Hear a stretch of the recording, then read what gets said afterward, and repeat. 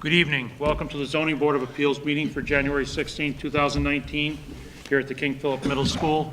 It is 7:15. This meeting is being audio and video recorded per the open meeting laws of the state of Massachusetts.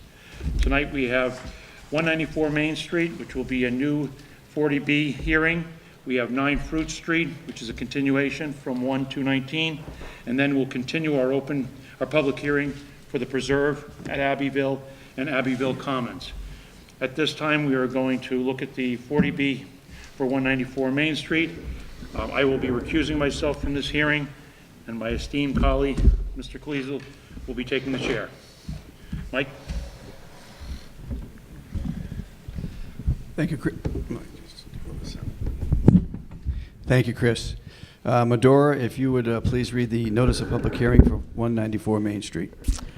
Notice is hereby given in accordance with Chapter 40A of the Massachusetts General Laws and any and all amendments thereto, that a public hearing will be held by the Norfolk Zoning Board of Appeals in the auditorium at King Philip Middle School, 18 King Street, Norfolk, Massachusetts, on January 16, 2019, for the following application.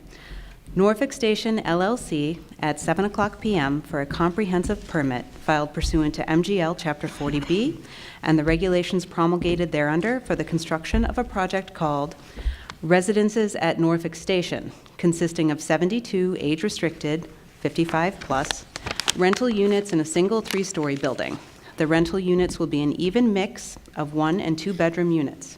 The applicant proposes that 25% of the rental units, 18, will be affordable. The property is located at 194 Main Street within the B1 zoning district. Reference Assessor's Map 14, Block 49, Lot 14. Thank you. Medora, would you please make a motion to stay? I move that the board invoke the provisions of Chapter 40B, Regulation 760 CMR 56.053 to the pending application for comprehensive permit filed by Norfolk Station LLC for the so-called Residences at Norfolk Station project, and stay the commencement of the board's public hearing on the application until there are no longer 3 comprehensive permit applications pending before the board that collectively propose the construction of more than 200 housing units. Do I have a second? I'll second it. Any discussion? All in favor? Aye. Thank you.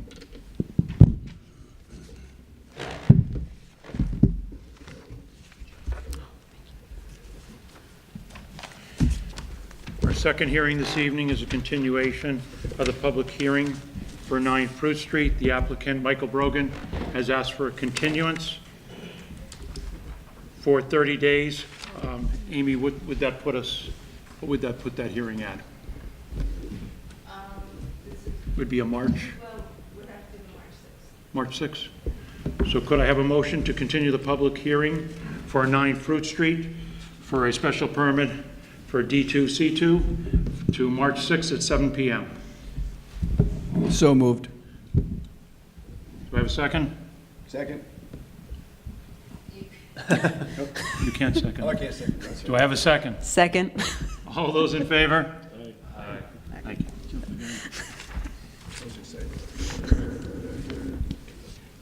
At this time, we will now continue the public hearings for Abbeville Preserve and Abbeville Commons. I will turn it over to John Smolak, the counsel for the developer. John? To you, Mr. Chairman, other members of the board,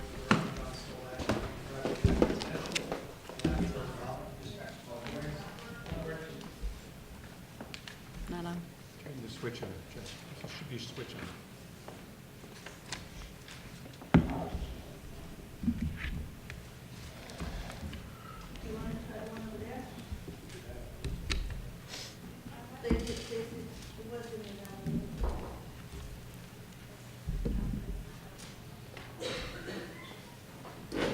She's coming.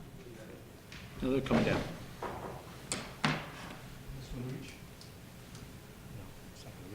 Let's take that one. They taped the cords down.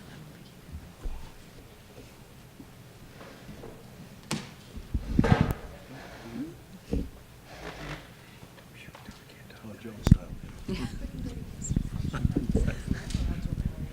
think The other one, we do the James Brown.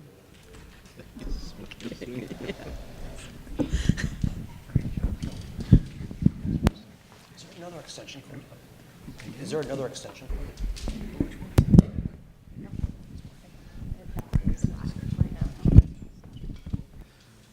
Okay, can you hear me now? Okay. Good evening, Mr. Chairman, other members of the board. For the record, John Smolak, attorney for Abbeville Residential and Abbeville Development, both applicants for both hearings. With me this evening, I have with us Tom DePlacido, principal of both applicants, Matt Merver of Bowler Engineering, our project landscape architect, as well as Rick Goudreau of United Consultants, our project civil engineer. Just as a follow-up to our last hearing, we had presented the board with a concept plan for a redesign for both projects, and we're here this evening to provide some additional refinements to that initial design.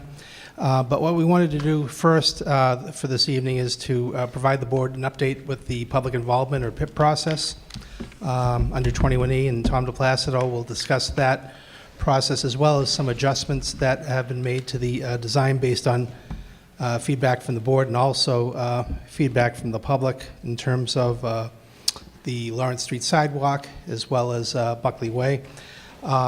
That discussion will follow by a more detailed discussion of the subdivision and the redesign of both projects by Rick Goudreau, who will get into more details again on the civil and present the utility plan and the like. And then lastly, Matt Merver will run you through the adjustments made to the landscaping and layout and related design for both projects as well. So with that said, I'd like to turn the discussion over to Tom DePlacido, unless the chairman has any other comments. Thank you.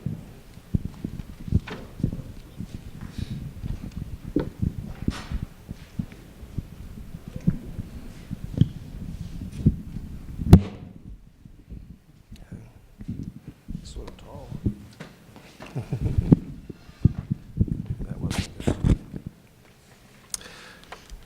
For the record tonight, Tom DePlacido, the developer of Abbeville Commons and the preserve at Abbeville. I just would like to first off bring everybody up to date of how the PIP process, the public involvement plan, is moving forward. Last week, last Friday, the response to public comments and the scope of work was actually published to the DEP website. With that was last Friday, and letters notifying that the posting of these items to DEP website went out to all the petitioners as well, right about at the same time, approximately last Friday afternoon and things. So that, I'm happy to say that process is moving forward, and as we go to the next steps with everything, we'll notify the town and make all the proper notifications that are required under DEP regulations with that. But that is moving forward, and basically the scope of work is the testing plan, where they're going to go out and do the proposed testings, the depths, the parameters, and also the answers to all the questions that were put by petitioners was all posted on the DEP website last week with things. So that is moving forward with that. Moving on here, one of the couple of concerns from last week's meeting, and it's going to get into a little bit more detail with our engineers and landscape designers here. But first off, the Lawrence Street sidewalks. About a week ago, our engineers met with the DPW, and we presented just an overall layout plan of Lawrence Street, showing where the road was within the layout. Met with the DPW, looked at it in their office, and then last Friday, we actually went out on site and walked the entire Lawrence Street from basically one entrance to where the secondary entrance would be. There are some, some things that the DPW needs to look at a little bit closer with that. We actually then provided them with an updated plan showing in more detail some of the things that are on Lawrence Street, like large trees, driveways, other types of things that try to meander around or work with and everything there. And they're going to look at that and actually get back to us on where they think a sidewalk may work best. I'm sure it'll be some type of cooperative work effort to see where that sidewalk is going. But we have committed to put a sidewalk on Lawrence Street. But since it is a public way, we can't say where to put it. It's actually the town's layout. So that's why we need the input from DPW with that. But we have committed to do that. Lastly, The Buckley Boulevard, now we're calling it actually Buckley Way, the prior location, just for the record, I did want to make note that it did have approval and closure letters from all the traffic engineers, but once again, we did listen to the neighbors' concerns and things, and there were some valid points and some good reasoning behind looking at aligning the Buckley Way intersection with Brett Farms Road. So we did actually look at that plan, prepare a draft plan, look at how it affected the layout of the project, the entranceway coming in, site distance, and I think it it's an opportunity, a valid opportunity. If that's a concern of the neighbors, we can probably make that work and bring it all together, and it seems like it is very promising. With that, I'd like to turn it over to Rick Goudreau, United, who will go into that with a little bit more detail, and then also the preliminary subdivision plans, and then that'll lead into Matt Merva to talk about the landscaping of that intersection as well.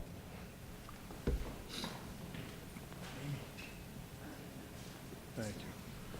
Hi, good evening. Rick Goudreau with United Consultants. Amy pulls up the plan there. So as Tom said, from the last time we met with the board, we have had some meetings with the town officials with respect to the sidewalk. Tom's giving you some detail on that, but the plan is to pick up from where the sidewalk will be left off at the bridge project, connect that to the sidewalk on the easterly entrance, and then continue that up to the westerly entrance of, thank you, Tom. So the sidewalk is going to terminate on the road construction project that's being completed by the town in this area. It'll be extended down to here and then continue down along the entirety to this location here, connecting to the sidewalk system on Buckley Way. As Tom had mentioned, we have relocated Buckley Way. We've put the roadway opposite the roadway Brett's Farm Road across the street. We have looked at the site distance in that location, just to confirm that there would be no issues with respect to the site distance. Site distance to the west would be accomplished at around 400 feet. To the east, the sidewalk construction will help with what's currently a retaining wall holding back some earth where the existing house is located to the easterly existing house in this area here. So when that sidewalk project is completed in that area, that will also increase the site distance to 500 feet. That'll include some vegetation removal as well as some grading to accomplish construction of the sidewalk. So we'll have approximately 500 feet to the east and 400 feet to the west. In looking at the Green International report that was completed, the preferred site distance in this area was 400 feet, with distances much less than that for both the stopping and intersection site distance. So we have the 400-foot met, so we feel comfortable that that's going to be an adequate location for that. One of the other concerns with respect to this roadway was the buffer zone to this isolated wetland located here. We had prepared a sketch, presented that to the land use department at the town. I believe they're going to make some statements with respect to that this evening, but just to give the board a little update, the grade from the existing roadway in through this area here is very slight, maybe 2 to 3 feet within the first 100 feet from the roadway, where the right-of-way approximates the area of the 100-foot buffer zone. So minimal grading would be accomplished. If necessary, a retaining wall would be installed. Sidewalk is proposed on the easterly side of that roadway, so that won't be located within the right-of-way on the westerly side. So we feel that no work will be necessary to be completed within the 100-foot buffer zone for the construction of the roadway. Further, we've developed a utility plan for the roadway system that shows the water main going around the entirety of the development, making connection up to Lawrence Street roadway. The water system will be extended along Lawrence Street to the intersection here and then in through the development. It will also be installed in these roadways here for the condominium portion of the development.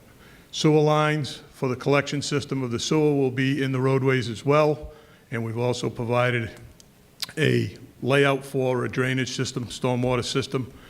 We have catch basin and manholes proposed. We have infiltration basin and sediment forebay 1 located here. Oh.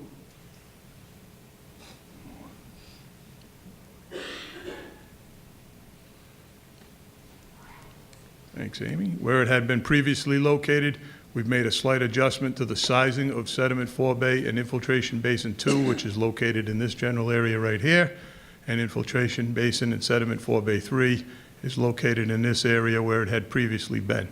We also, excuse me, looked at the existing site grading and the possibility of creating a bioretention area here, which will require some additional investigation as the project moves forward, which would be some soil testing to confirm the viability of that location for the bioretention area.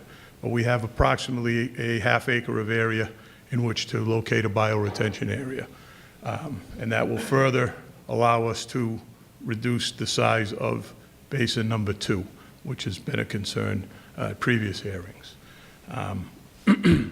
We have also looked at some comments with respect to 51 Lawrence Street. The northwest corner of 51 Lawrence Street, located here, is approximately 45 to 50 feet away from the 2 houses that will be located on those lots just to the north and west of that rear property corner. The property is located in an R3 zoning district, requires a 25-foot setback for a structure. Again, we're in the 45 to 50-foot range for the structure, and we have provided a 20-foot buffer area at a minimum to the rear of that property, which will be undisturbed vegetated area. That slope that's proposed approximates the slope that exists currently in grade in this area here, going north and to the northwest of the northwest property corner. So we feel that that's a good solution to that area. We've also included, Amy, if you could scroll that down a little bit. We've also included a typical cross-section of the roadways in the top right-hand corner of the plan. I realize it's a little difficult to read, but basically what we're proposing is for a 50-foot right-of-way and 26 feet of pavement for all of the subdivision roadways. Okay, Buckley Boulevard, Mann's Loop. And for the 2 roadways within the condominium, there will not be any property boundaries that are created, if you will. It'll be a condominium, so therefore there's no right-of-way that's proposed, but we would have a pavement width of 24 feet proposed. The typical detail also provides for Cape Cod berm curbing, 1 sidewalk. It provides for the town standard for the gravel, the base material of gravel, dense grade gravel, a binder course of asphalt, and a top course of asphalt. That's for the typical town of Norfolk roadway standard, as well as the sidewalk and grass strip. Utilities are placed as would typically be the case. So we have provided that for the board's review as well to see that typical roadway cross-section. Again, for a street in this classification of over 50 houses, it would require a 60-foot right-of-way width. We are proposing a waiver request of 50 feet. It would require 28 feet of pavement. We've requested a waiver for 26 feet of pavement. And we've requested for only 1 sidewalk where 2 would be proposed. But again, the applicant is now proposing to construct a sidewalk not only along the frontage of the property, but also along those houses located between the 2 roadways to make that pedestrian connection from Park Street to the westerly entrance of the development at Brett's Farm Road. So that's a highlight of the changes that have taken place and where we are. Be happy to answer any questions that the board may have.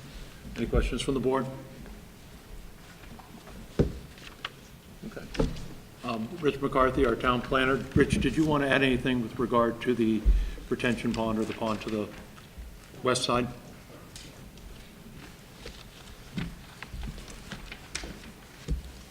Richard McCarthy, Norfolk Town Planner. I do want to say to the board that I reviewed the proposal with Jan DeLonge, the conservation agent. We looked at the previous ORAD that was issued for the property, which was October 9th, 2013. And from what we looked at on the ORAD plan, what was submitted to us, what was on file in relation to what's being proposed, it doesn't appear that it's within the 100-foot buffer zone for any work along for the new entranceway. So they would need Conservation Commission approval. On the ORAD, it does actually list as a bordering vegetated wetland, although not to digress, but it could actually be an isolated, but nevertheless, it's outside the 100-foot buffer. Thank you, Rich. Any questions for Rich on the board? Okay. I guess, Matt, would you like to?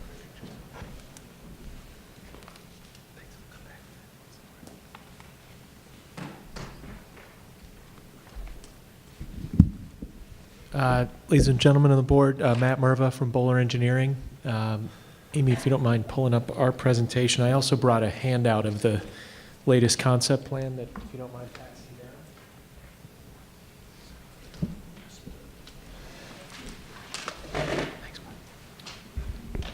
down. Do we have Rick's, the plan that you just showed on the screen, do we have that?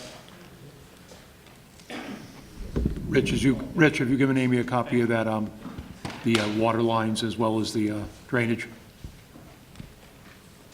Rich Goudreau? Yes. Oh. I have a copy here. I can hand out to the board members and Amy if you'd like.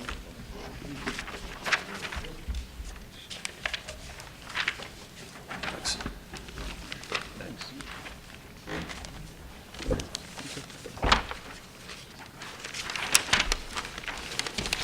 You get all the rest.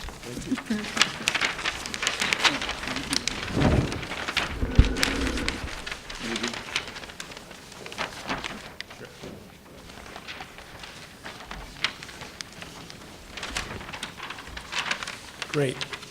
So just to run through quickly, obviously this is where we were a few meetings back, the plan you see up on the screen right now. We've obviously made some major changes to get to the plan that you saw at our last hearing. And as Rick mentioned, the real change we wanted to discuss tonight was relocating the entry drive to line up across from the existing roadway at Brett's Farm Road. So that's really the major change to this plan. Other than that, we've tweaked some unit locations, but really the only significant change is the modification to that roadway and its effect on the landscape plan. So moving on to the updated layout here, you can see that now lines up across from Brett's Farm Road, which caused us to just relocate some of the homes between Lawrence Street and our main loop road. But we've maintained significant vegetated buffers along Lawrence Street here that will maintain existing vegetation, ranging from 90 feet to 200 feet deep as you travel along Lawrence Street here. So we feel like that's a net benefit to the plan here, and really like the idea of lining these roadways up around that intersection here. So now as you enter the property, you're driving through a wooded area and you open up onto what will be a meadow space here. So this is going to be open space. The detail's a little hard to see on here. It's a little dark, but we're proposing, thank you. Fantastic. We want this to be an open field, but also provide some buffering to the adjacent residential units. We intend to incorporate split rail fence to pick up on some of the detailing that you see along Lawrence Street in the historically agricultural areas. So those split rail fences would line the property lines here, leaving this meadow area open, and new vegetation in the form of evergreen and deciduous trees along those borders. We kind of focus the view into that meadow, and we've got a pathway connecting. Rick already went through kind of where the loop road sidewalks are going to be, but we also have some internal pathway circulation connecting up some of these internal open spaces. If you can zoom back out again, if you don't mind. We did receive some comments from Mr. Fontecchio just, I believe, today that we've tried to address some of those on the plan you see before you. Some of those changes will be forthcoming as we get into more detail on our revised package. But just to touch on those briefly, he asked about garages facing out onto the main road. In the single-family portion of the project, we've really mixed in a lot of side entry garages. Probably 30 to 35% of the houses that we're showing around that loop road, the garages do not face directly onto the street. You're coming in your driveway and moving into the side of your garage. The area where we do have garages facing the main street are really in the condominium area here. And we've not changed that since the last plan. The layout that you're looking at is, it's an efficient layout. The garage is facing the street, doesn't require a lot of extra space to the sides. We have provided side entry garages at this main intersection here. But for the most part, the garages do face the street. We could certainly incorporate more side-loading garages in the duplex condominium units. It's just at the cost of open space. We've tried to incorporate some pocket park spaces within this condominium development to break up some of the massing of those units. And then we are providing a lot of buffering around that area so that really those units aren't going to be highly visible, and the people coming through this neighborhood are really, their destination is one of these homes, and it's really kind of a standard type of unit to have a front-loading duplex unit in your higher density condominium area that we're showing here. So that's kind of the rationale for the way those houses are laid out. He had asked if we could provide a composite elevation showing a few of the typical single-family residences next to new condo units to help understand the massing of how these units relate to the size of these units. That's certainly something we can provide, but those units aren't really ever juxtaposed next to each other throughout the development. So it doesn't seem as though the massing really does need to be consistent, or the architectural style needs to be absolutely the same between the single-family units and the duplex units. But we can certainly provide more information on what those condominium units look like. He did ask for side and rear elevations of those condo units, which we will get submitted. I believe we have the front elevations currently submitted. Another of the comments, there were only 5. The fourth one was that the homes on the inside of the northern side of Man's Loop appeared to be tight and seemed a little dense, and that was up in this area. Amy, if you don't mind flipping back to the previous slide for 1 second. Oh, I guess I can.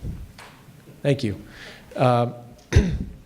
So we have modified that area a little bit from the previous plan. This was the one that Mr. Fontecchio was referring to, and we've spaced those homes out, and we have the ability to modify the setbacks front and back a little bit. We've moved some of these up so that the space between them is a little greater. Some of this is going to depend on the unit type that's actually selected for each of these homes. That's really up to the homeowner.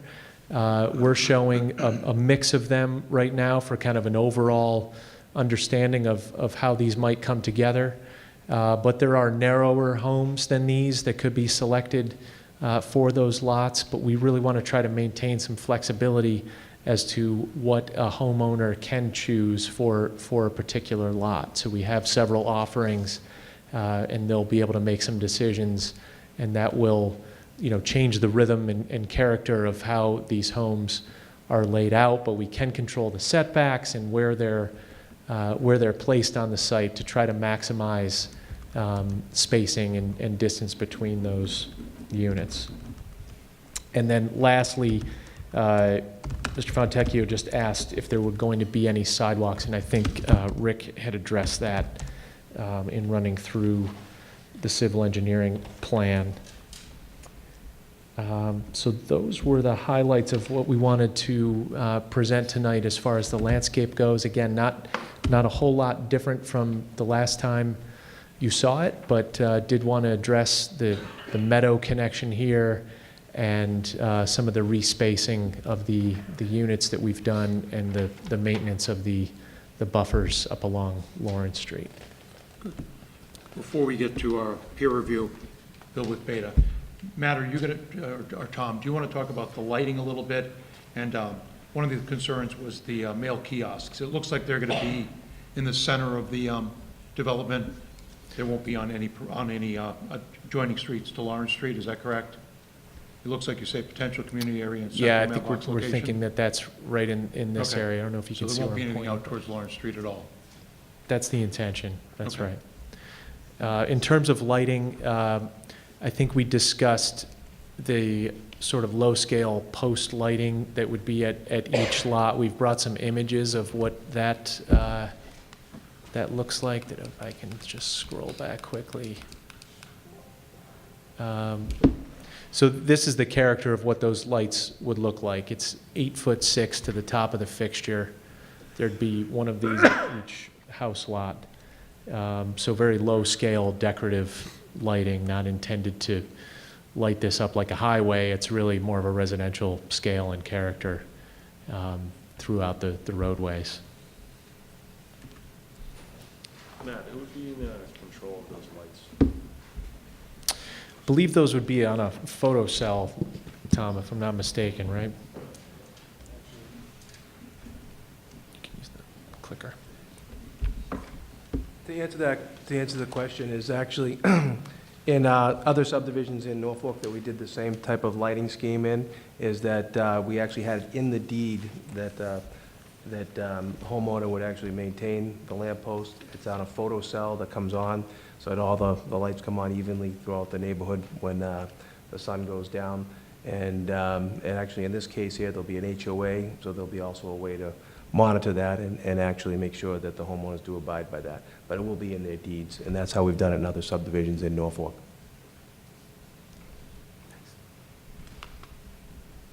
Any other questions? Any questions for Matt at this time on the board? Great, thank you. Sure, John. Just to, as a result of these adjustments, there have been some adjustments to the land areas for both projects. So where the reserve was originally a total of 190.67 acres, it's been, as a result of the adjustments, it's been reduced down to 185 acres, of which 131 acres will remain as open space. So that area up to the north will still remain as open space. And then with respect to the Commons project, that was originally 8.8 acres, that's increased to 14.6 acres, of which 1.25 acres is, the meadow area is open space, but with rights for the Common to use the trail area that, within the 131 acres of open space. So it's the same total acreage for both projects, but just slightly adjusted based on the revised layout. Are those numbers on a plan that we're going to receive, the revised breakdown? Well, yes, we'll get that to you. Okay, and just so we're clear in the plan, so what Rick had given us just now is one plan sheet. Are you planning on submitting any additional plan sheets before we close the hearing? Okay, so So these acreage numbers, typically you'd find that on a plan, so you'll give us a plan that has that on there? Yeah, this was just an illustration plan for the overview. We'll be preparing a preliminary subdivision plan for submission, and those areas will be included on that. Yeah, I just want to make sure we get it before we close the hearing, and so I think if we're going to close the hearing, say in the next week or two or month, I mean, I just want to make sure we get all that in. And Matt, I noticed that your plan did not include Rick's bio area closest to the condominiums. Is that just because he hasn't determined that permanently yet?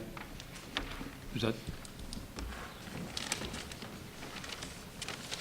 Yes, we've been coordinating back and forth since the last hearing, but there are a couple things we still need to button up and make sure that they're the same on both sets of plans.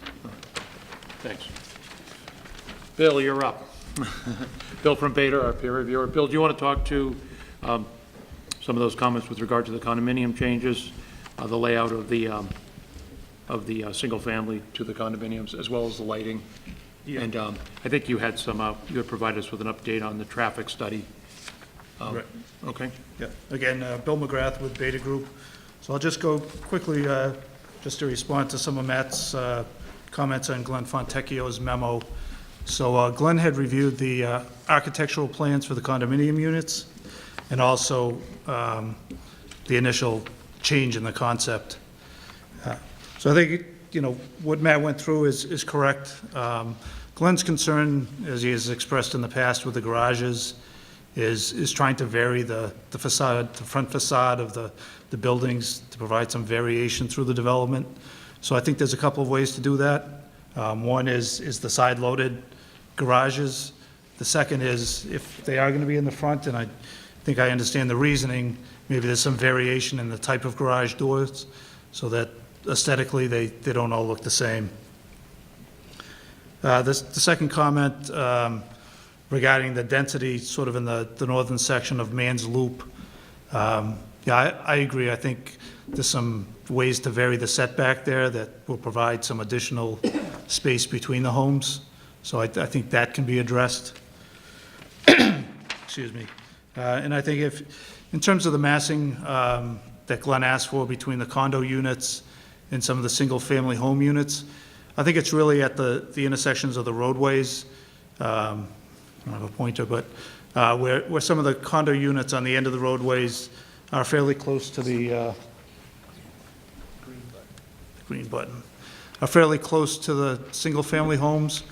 So if there's a diagram, just to get an idea of how the massing looks between the condo units and what a single-family home might look like in a couple of these spots. I think that'd be helpful for the board just to get a feel for the aesthetics. So, and again, if we can get side elevations of the buildings, I think that would be helpful as well. The second thing, there was a question that came up since the last hearing about the need for a new traffic study based on the new concept and whether or not the Cranberry Heights development, just generally down in this area, had it been included in the original traffic study. So to answer the second question first, no. The Cranberry Heights development, I think, came in kind of late to when the traffic study was done.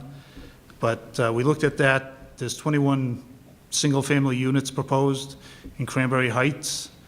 And the change in the concept for Abbeville reduces the units by 28. They're both residential units. So really, we wouldn't expect to see any change in the outcome of the traffic study, because it's kind of a trade-off between the 21 additional units for Cranberry Heights and the 28 units fewer for Abbeville. So we would recommend to the board that there really isn't a need for an updated traffic study. I don't think you're going to see any difference in the conclusions. So we had also provided the board with a letter regarding our review of the waiver requests, but I think we'll hold that until you start to go through that. Okay. So what about the lighting, Bill? So the lighting, and we had reviewed the lighting previously with the previous layout, and the concept really is street lighting at some of the critical locations, the intersections of roadways, and then I don't know if I did that, driveway lighting, post-mounted lighting along each one of the properties. So we agreed, there was a photometric plan as well that was provided for that. You know, will be a little bit different with the new layout, but I think the approach is okay for this type of development, as long as there's agreement that those lights on the property at the driveways are maintained either through an HOA or by the individual property owners. And then I believe the intent is for the streetlights at the intersections to be maintained by the HOA, even though the street itself is intended to be accepted by the town.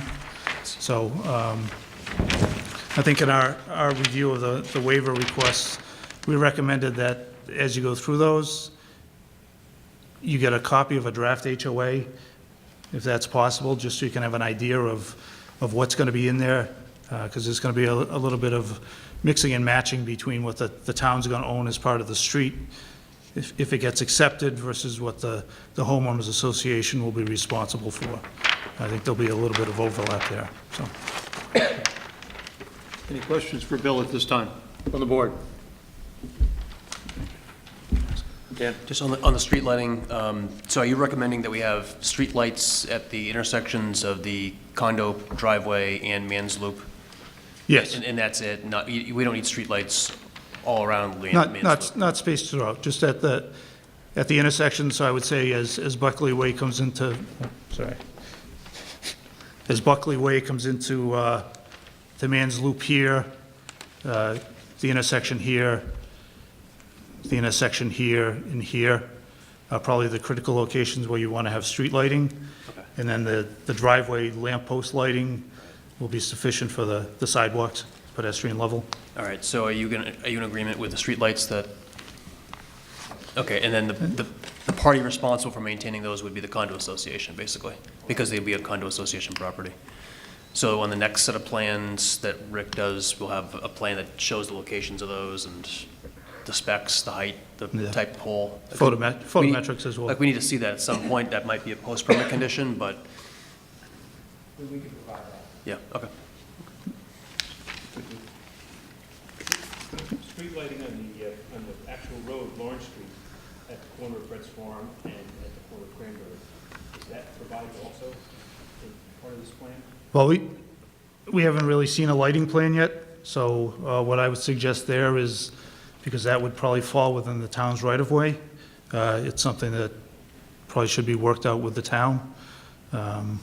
Again, never a bad idea to light intersections, but we haven't seen an actual plan.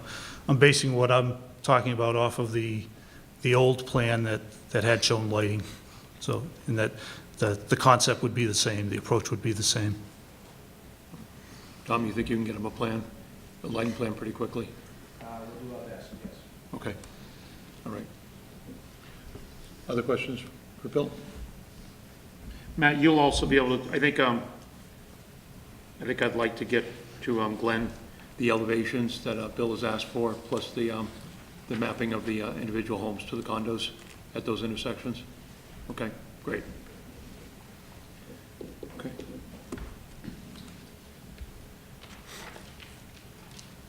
One issue that's come up that I'd like to see, and I've asked Sean Reardon.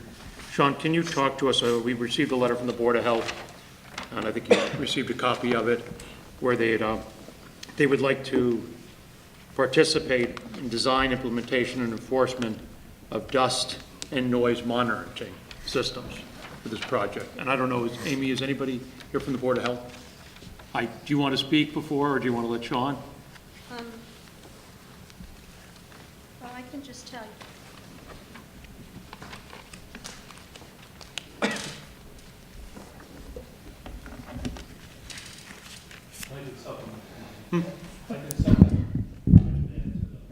Okay. Okay. So Fran Hi. Sullivan, hello. 3 Margot's Way, but also Norfolk Board of Health.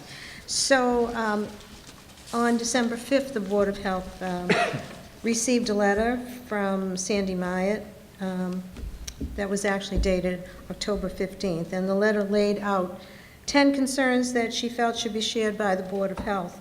And at the meeting, the board discussed the letter with Ms. Myatt and a number of her neighbors, and with Frank Ricciotti and Paul McKinley of Weston and Sampson, who are working for the town reviewing the Buckley Man Public Involvement Plan. And based on that discussion, the Board of Health determined that items 3, 4, and 5 in the Myatt letter are public health concerns that should be addressed through the permitting process for the Abbeville development.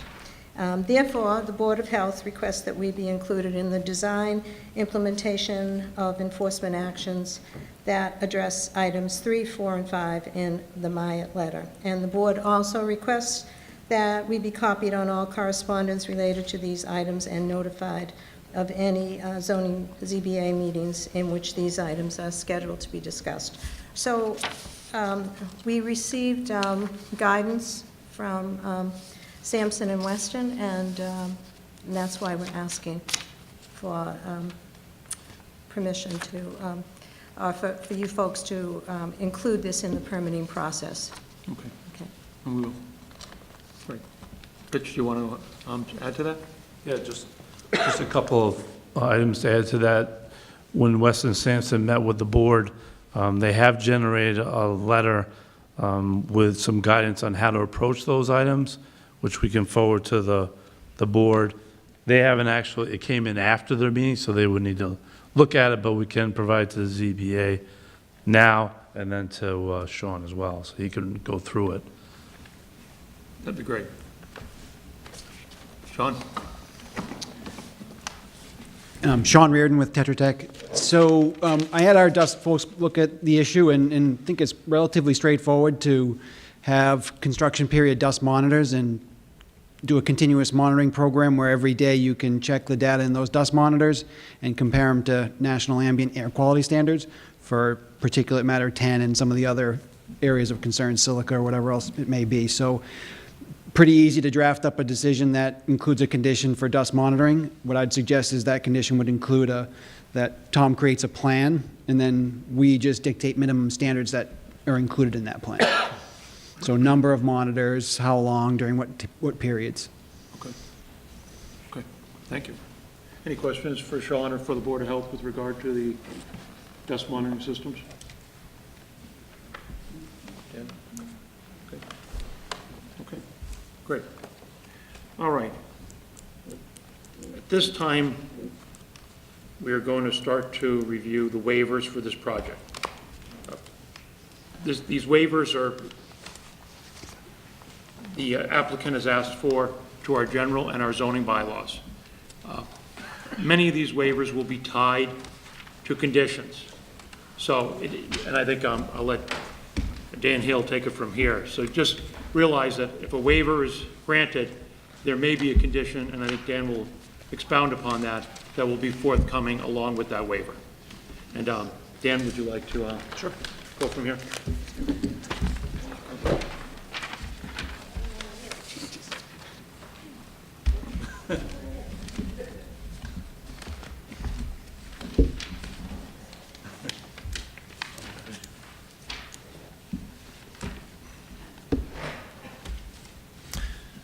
All right, so what I did is I marked up the, there's actually two sets of waiver requests, one for each project. And I marked up the condominium one first, and that was, from what I understand, they're roughly the same waiver requests for both projects. So I think as we go through these, we can sort of be thinking about any distinctions between the two projects. But for the most part, I don't think there's going to be much, except for, there's a few provisions that deal with single-family house lots, and we can deal with that when we get to it. And then as we go through it, Bill McGrath has reviewed all the waiver requests. So, I mean, Bill, if you want to jump in, if you have any specific comments about any specific requests, you should just jump in. So starting at the top, let's see.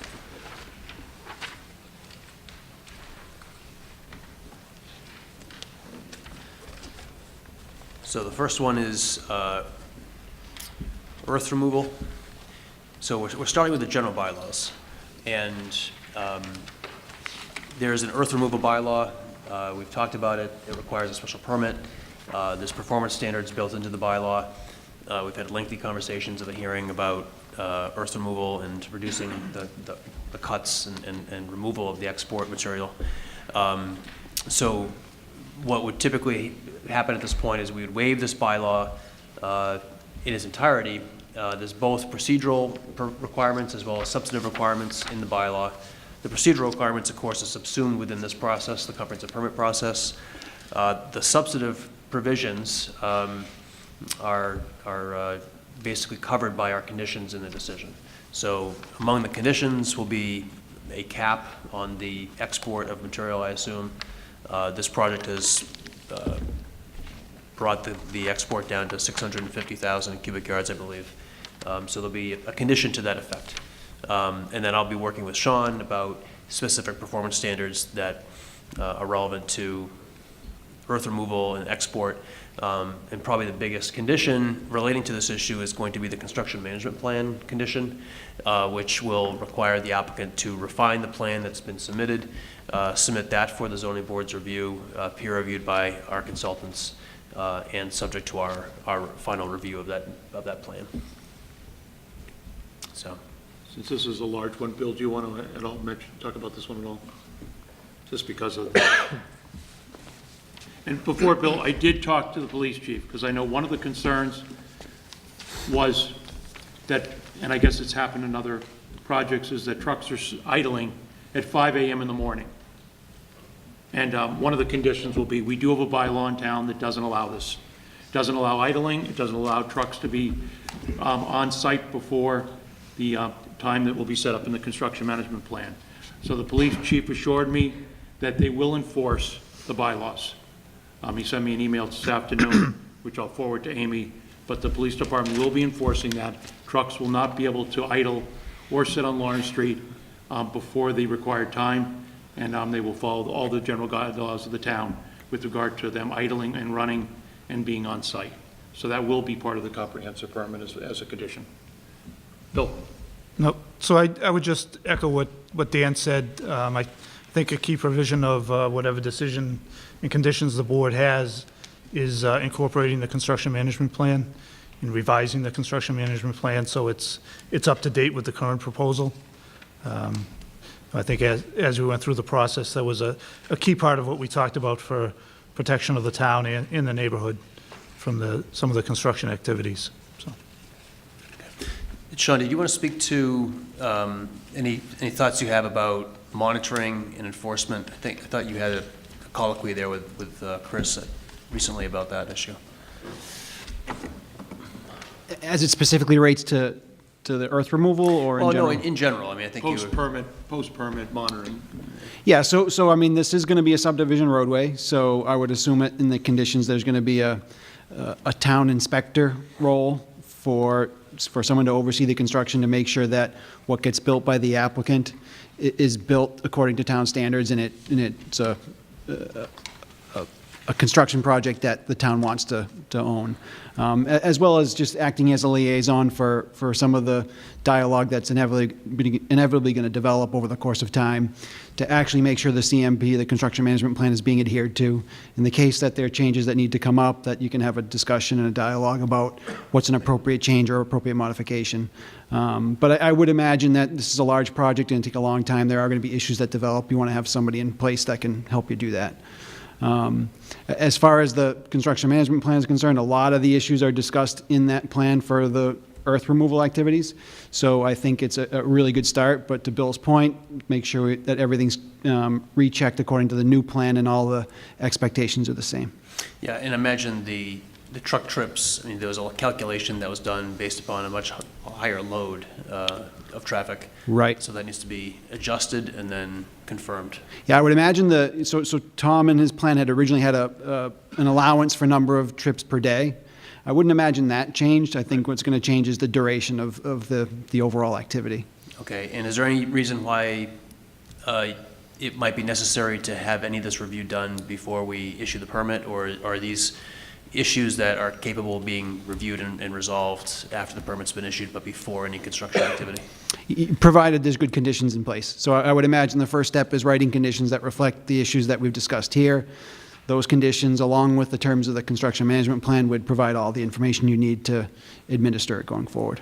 Okay, and you don't have, I think at this point, you know, it's important that we know before we close the hearing that all this is viable.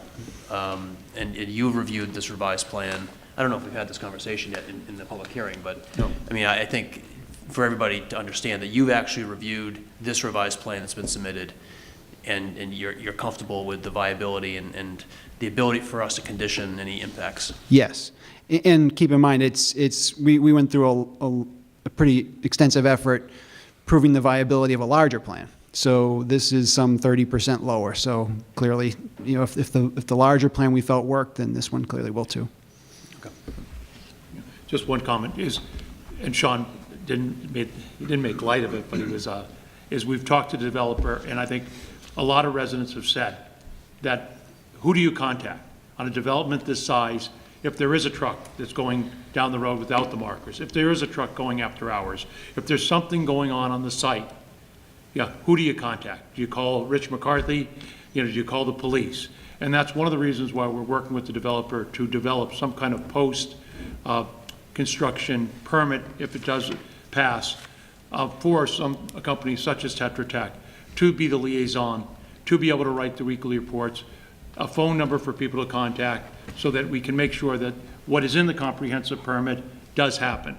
And if it doesn't happen, then we can have enforcement to that. So I think, and I think the developer has agreed to, in principle, to this type of program. Go ahead, Dan. All right, the next waiver request is the wetland bylaw and regulations.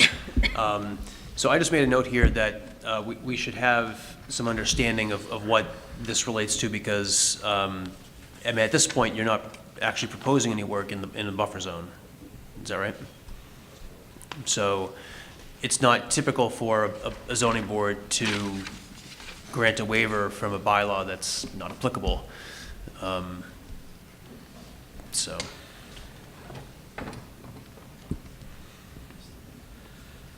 And, well, just to respond to that, as the board's aware, the past several comp permit decisions that have been issued have waived the local wetlands bylaw. In addition, there are some circumstances where the bylaw might be implicated, one of which is with respect to the revised access way. In the event through further peer review that there's a need to relocate that Buckley Way a little bit closer near the buffer zone, that could be a situation where that may be implicated. In addition, with respect to the existing site, the 21 East site on the property, in the event that there is some sort of remediation that's required, we don't know if that'll occur yet, but if it's required, that could implicate the local bylaw. But we feel that the State Wetlands Protection Act is more than adequate protection, and it's consistent with a waiver of this provision would be consistent with a waiver that the board has given out in several other projects. So, I mean, the board has a couple options here. You could grant the waiver request, prophylactically, that if there's any revisions to the project that would actually trip this bylaw. At this point, it doesn't, because there's no work in the buffer zone.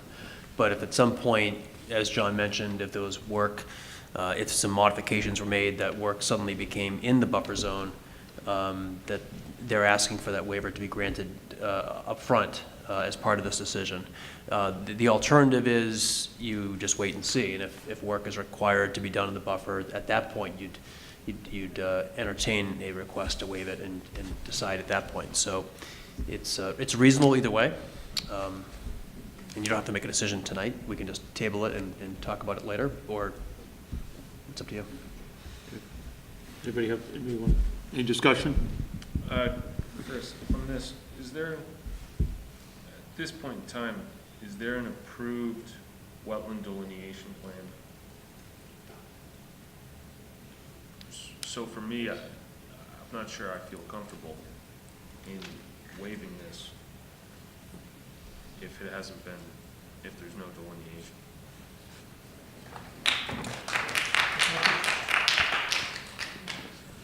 If I could respond to that, there was an ORAD that was issued for this project some time ago, but it has since expired.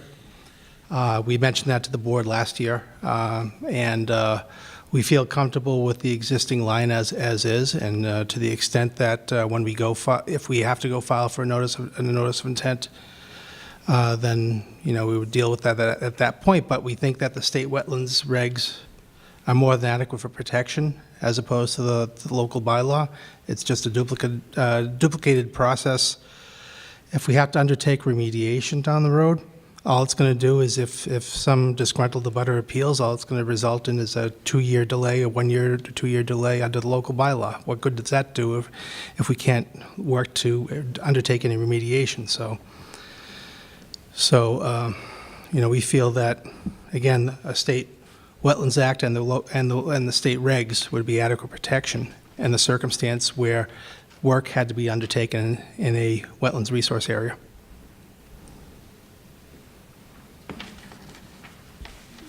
And again, the board has waived this in several occasions in the past as well. Dan, would it be fair to ask, is table this at the moment, talk to Rich and to Janet at the Concom, and then maybe at the next hearing we can resolve this? Okay. All right. Is everybody in agreement with that on the board? Yes. Okay, great. Okay. The next one is the scenic road bylaw. So this bylaw requires I believe, a scenic road hearing and a permit for any removal of street trees that are in the layout of a scenic road. So I'm assuming that Lawrence Street is a scenic road, and there'll be some removal of trees to construct the sidewalk and the water main too? Or actually, can you explain, my understanding is that the town is going to be doing the sidewalk, constructing the sidewalk. I mean, are you doing work in Lawrence Street in front of your site?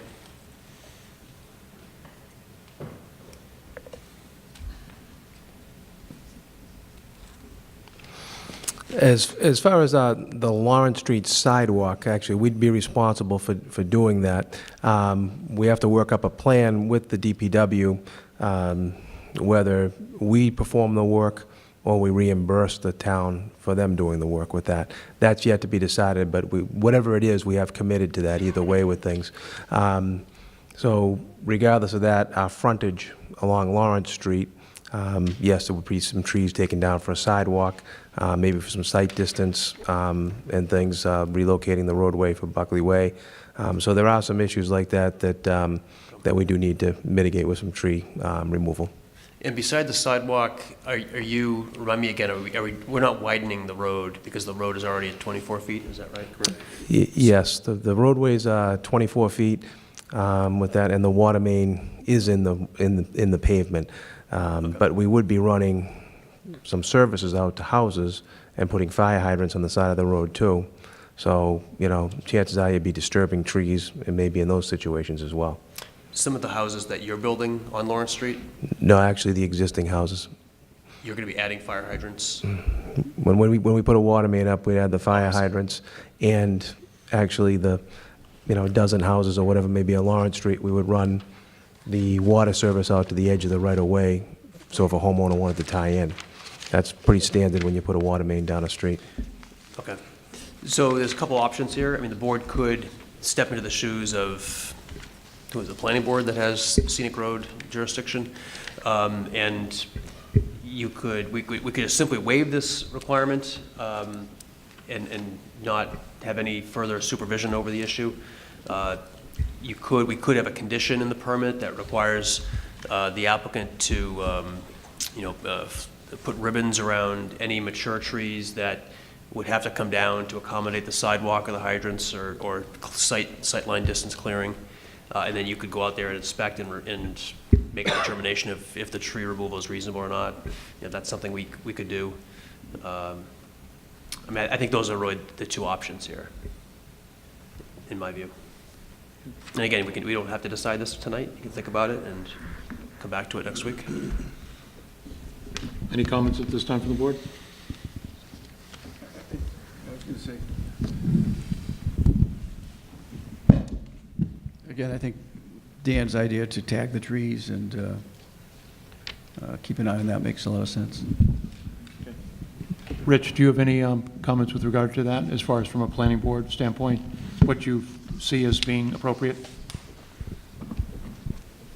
So the recommendation to tag the trees, and then you're thinking that once they're tagged, the Board of Appeals would then be the one to discuss the trees being removed? Because essentially it's the same process. The planning board, Yep. the trees would be marked, public hearing be noticed. Right. And then, so it just would kind of follow the same process, it'd just be the ZBA or It could be anything. or DPW It or? could be however we frame it. It's, Okay. the zoning board has the discretion to set this up any way it wants. I mean, typically, I think with scenic road, if it's true in every town, at least in my town, we have a joint meeting between the planning board and the DPW. That's right, yeah. And there's a public hearing, as you said, the trees are tagged, and then, so the board could do that. It could have a public hearing and take testimony as to whether people think these trees should go or not. Or the board can just administratively make that decision in a meeting. So I think that's the board's discretion. So the trees could be tagged, whatever needed, and then the board could review them and then decide administratively to Right. remove them? Or it could be done by DPW, right? It could defer this to another board, however, that's not Yeah. not typical. usually, it's usually frowned upon under 40B for Yeah. the zoning board to pass off to another board a responsibility. And it's, if the applicant objected to that, they'd have a reasonable objection. I mean, it would seem to be trees get tagged and then come to the Board of Appeals. I mean, it would be the way to do it. I should state, too, is that most of the disturbance would be putting a sidewalk in for the trees, and the DPW, we're waiting to hear back from them where they want to put the sidewalk. So it's something that's almost out of our hands anyways. If, the DPW determines what the sidewalk is and it takes down these trees, I think the DPW superintendent is the tree warden also, so. Well, that's why I asked who was doing it. So, I mean, if the DPW is the one doing the sidewalk, actually constructing the sidewalk, then it's not really your issue. And Yeah, they're not necessarily constructing it, but they're telling us where they, think it would best be located. Excuse me, would they also be telling you where they wanted the hydrants? That's pretty straightforward. They go every 500 feet. I mean, they can't be any more than that, but we can move them here and there as well. That's a little bit more accommodating than the sidewalk. The sidewalk can meander, can go around things and do some stuff, but that's going to be in their court where they want to, where they think the safest place is to put them. Excuse me, is there any potential for private land takings to accommodate the sidewalk? Or is this all on public land, town land? The plan hasn't been developed yet. There is a couple of properties where the layout of the road currently, especially, I think it's actually, we'll call it House 51, where there would be some easement requirement if by the owners, but it all depends how the layout goes. The town, because of the way the road lays out, in some areas, the road on one side of the street is actually, there's 25 foot before the actual end of the road, the town's property. So the town could move the road 25 feet to one direction. So it really has to be laid out in a plan before we can make that determination. I think, unless the board has any question with this, I think I'd like to, again, table this, talk to Rich. I know we also have section 4, which also talks about tree removal, and that's being looked at to be waived because it gives the town planner the right to do that. So maybe we can table this, and next week we can determine how we want to handle this. We want to flag trees and then have one person look at them. We want the DPW to work with the developer, or if we want the board to go out and review trees. Everybody in agreement? Okay. Bill, any? Okay. all right, next issue is streetlight electricity funding. So we have a general bylaw that actually requires developers to pre-fund electricity for streetlights. Actually, never seen that before. Pretty ingenious. Yeah. So a waiver's been requested, surprise. And this kind of goes back to the streetlight conversation we had. And so it sounds like the streetlights are going to be the responsibility of the condo association. So that's a condition that would be in the permit that the condo association, that's the enforcement mechanism. If the streetlights aren't maintained, the town can go in and force it to be maintained. I think this is a reasonable request. It seems pretty onerous to require that much of a funding upfront. Okay. Any concerns? Okay.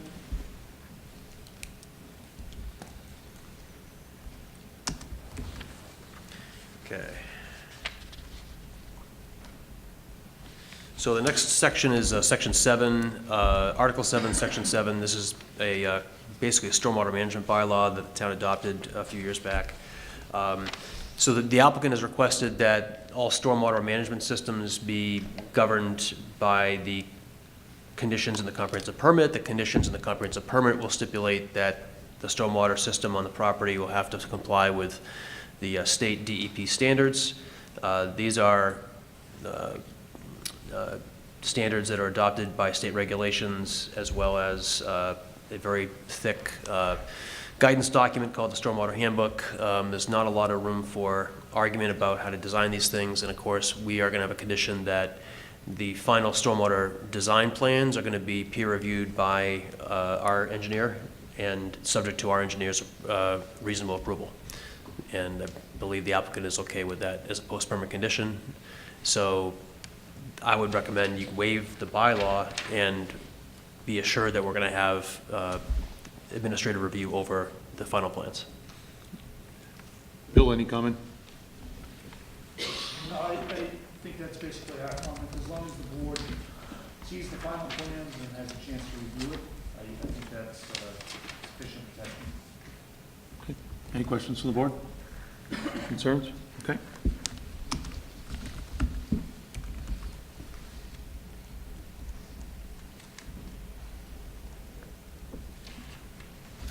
All right, the next section is property stabilization.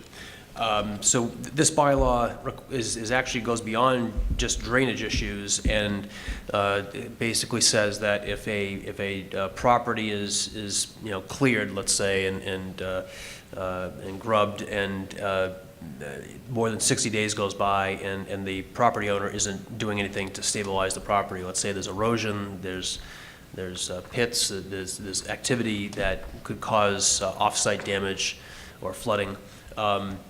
This is actually a good provision that requires the property owner to come in and get a permit and basically propose something or deal with the situation. A waiver's been requested. I'm not sure if you really need a waiver from this. I mean, it's something where you're not going to be in that situation, so I think we would have a condition in our permit, and I haven't really thought about this in depth. I've had conditions in previous permits that deal with situations where a project owner or developer comes in, clears land, and then just takes off. And so we've sometimes required bonds to allow the town to go in and take over a site and stabilize it until an appropriate result or remedy is occurring. So I think we'd have a condition like that in our permit that would deal with this kind of situation. But I mean, if you feel strongly that you need a waiver from something like this, I mean, I don't think it hurts the zoning board of the town to waive this, since we're going to have our own conditions. Do you guys have a comment? They also have a NIPD's permit for sites over an acre that has pretty prescriptive guidance on when you have to stabilize surfaces. Granted, it's EPA enforcement, but all that mechanism, all that description is in that document as well. And who enforces that permit? EPA. Where are they these days? When they're at work. How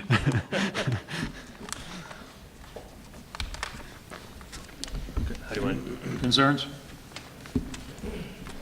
Did you want to? Well, I just want to mention that otherwise you might need a Board of Selectmen permit for something like that. And so the whole idea of comprehensive permit law is to try to streamline the permitting process, so it could be an enforceable condition within the construction management plan, too.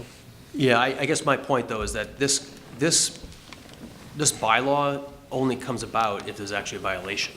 It's not something you need a permit for to do your project. But again, I don't think it really matters. So. Okay.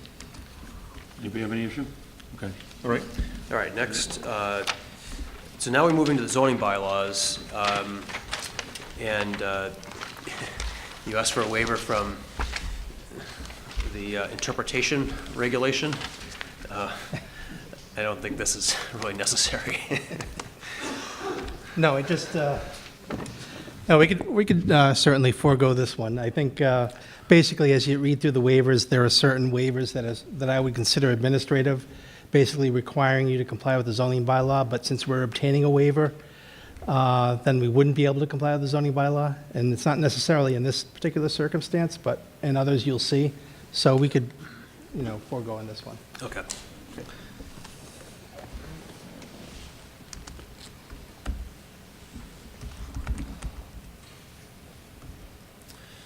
Okay, the next request, and for that matter, the next 4 or 5 requests all have to do with the use regulations in the zoning bylaw. And of course, the underlying zoning here is residential. Multifamily housing is not allowed. The kind of mixed multifamily, single-family housing is not allowed. So these next 4 waiver requests all have to do with the use regulation table, section D1A1, D1A2. And the way I view this, the whole purpose of 40B is to waive the use and dimensional requirements, but to set different performance standards. And those different performance standards are going to be in our conditions.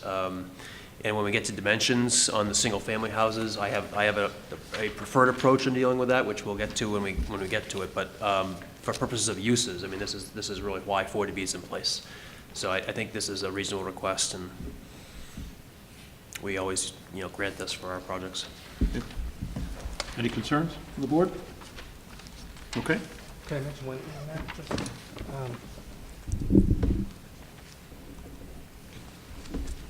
in terms of D2, this is one of those situations where there's a slight variation between the Commons and the Preserve project. So if you look at D2, there's a waiver request for 88 single-family dwellings as opposed to the Commons, which is 44 duplex buildings containing 88 units. So I just wanted to mention for looking at those waivers. So. Yep. Okay, so skipping ahead to the next substantive requirement, and that's the watershed protection district. So in the watershed protection district, there's some requirements about what's allowed, what's not allowed. This is a district that would encompass any water areas, wetlands, and so I think what's reasonable for a board in this situation is you're stepping into the shoes of a board that would be dealing with a permitting within the watershed protection district. And we're going to have conditions that protect the wetland resources, the stream, and hydrology conditions dealing with the wastewater treatment plant. We're going to have conditions that will monitor the treatment plant, require performance standards, require enhanced treatment. So I would recommend you waive this condition, this bylaw. Questions from the board? Bill? Okay. All in agreement? Okay. The next one is the Aquifer and Water Supply Wellhead Protection District.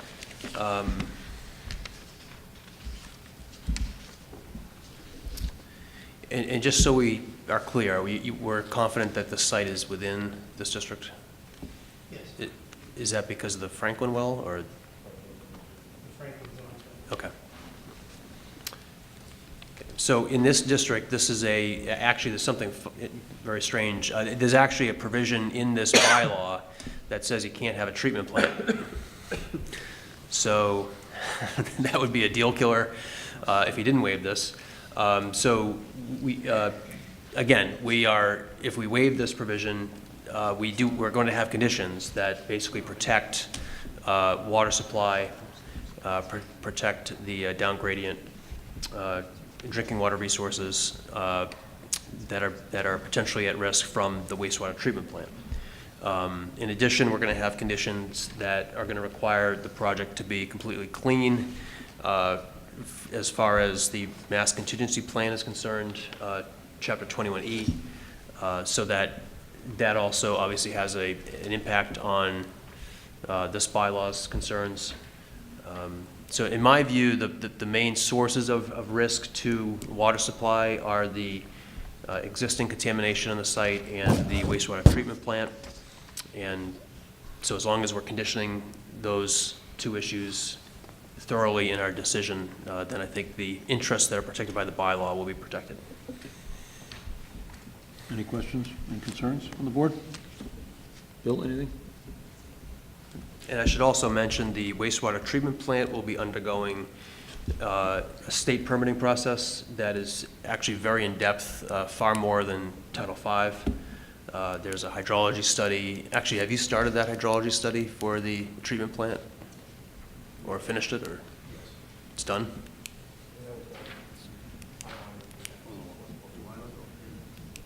Probably last March. Okay. So, and the DEP puts on its own conditions and monitoring for the discharge permit that's required under the state law. We'll waive that.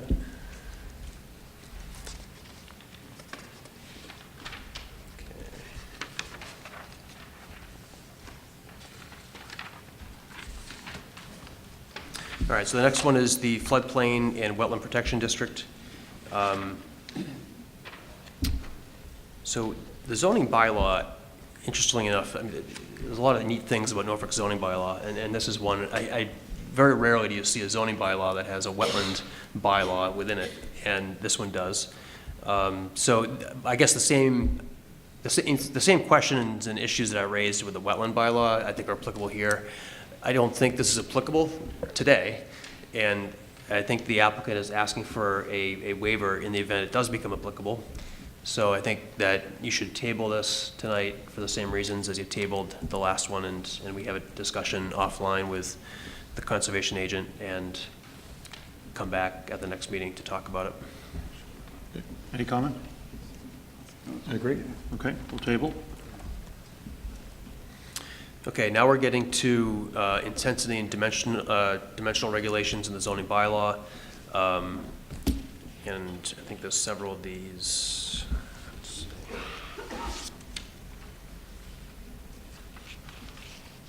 see. Yeah, so the next two deal with your dimensional requirements.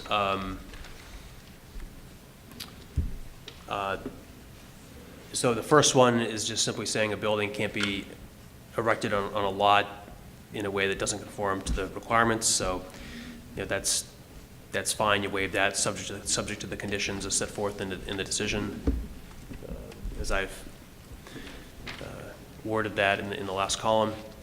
The next one is the table of dimensional requirements, which you're all very familiar with as zoning board members. So, as with respect to the condominium project, you know, typically you'd want to, you know, you obviously waive the lot size, and you know, the per lot provisions don't apply because this is just one big lot with buildings on it. You know, what you might want to consider is thinking about, you know, is there any minimum setback you want for buildings to streets? And any minimum, and there is no really frontage requirement because there's no property lines, there's no lot lines with the condominium project. So it's really just setbacks, I think. So if that's something you want to think about, actually, I think you've proposed a minimum 10-foot setback, I think, is that right? With the single family for that, and reason being so that we can hold the house to one side and have a side driveway on the other side. Because you need a 30-foot turning radius to get into a side entrance garage. Okay. So you're, in the last column, which I actually struck out, but you had put in there 20, 10, 10. Is that's for the single-family homes? That's for the commons. I think so, yeah. That's for the common. Commons, okay. Yeah.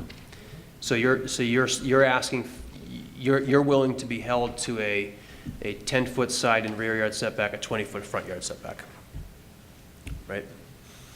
Correct. On the condos. And this is for the condos? Yep. So, do you want to approve that or table it? Or? You want to approve it? Do you want to table it? Do you want to think about it? as far as the setbacks? What are we trying to accomplish here? It's all been made on a plan, right? And the plan gets approved, correct?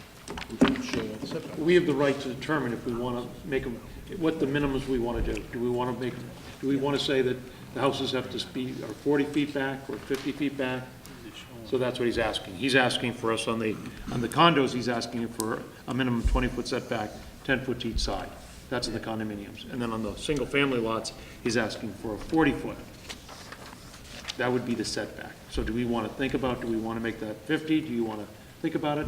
Or do you want to approve it as it's listed? More detailed plans that show the setbacks specifically by the area? And also that northeast corner, that looked a little condensed. They're planning on maybe moving those around a little bit, try to create a little separation, a little more separation between the structures. Should we wait on that too? Rich, do you want to, or Matt, do you want to talk to that a little bit?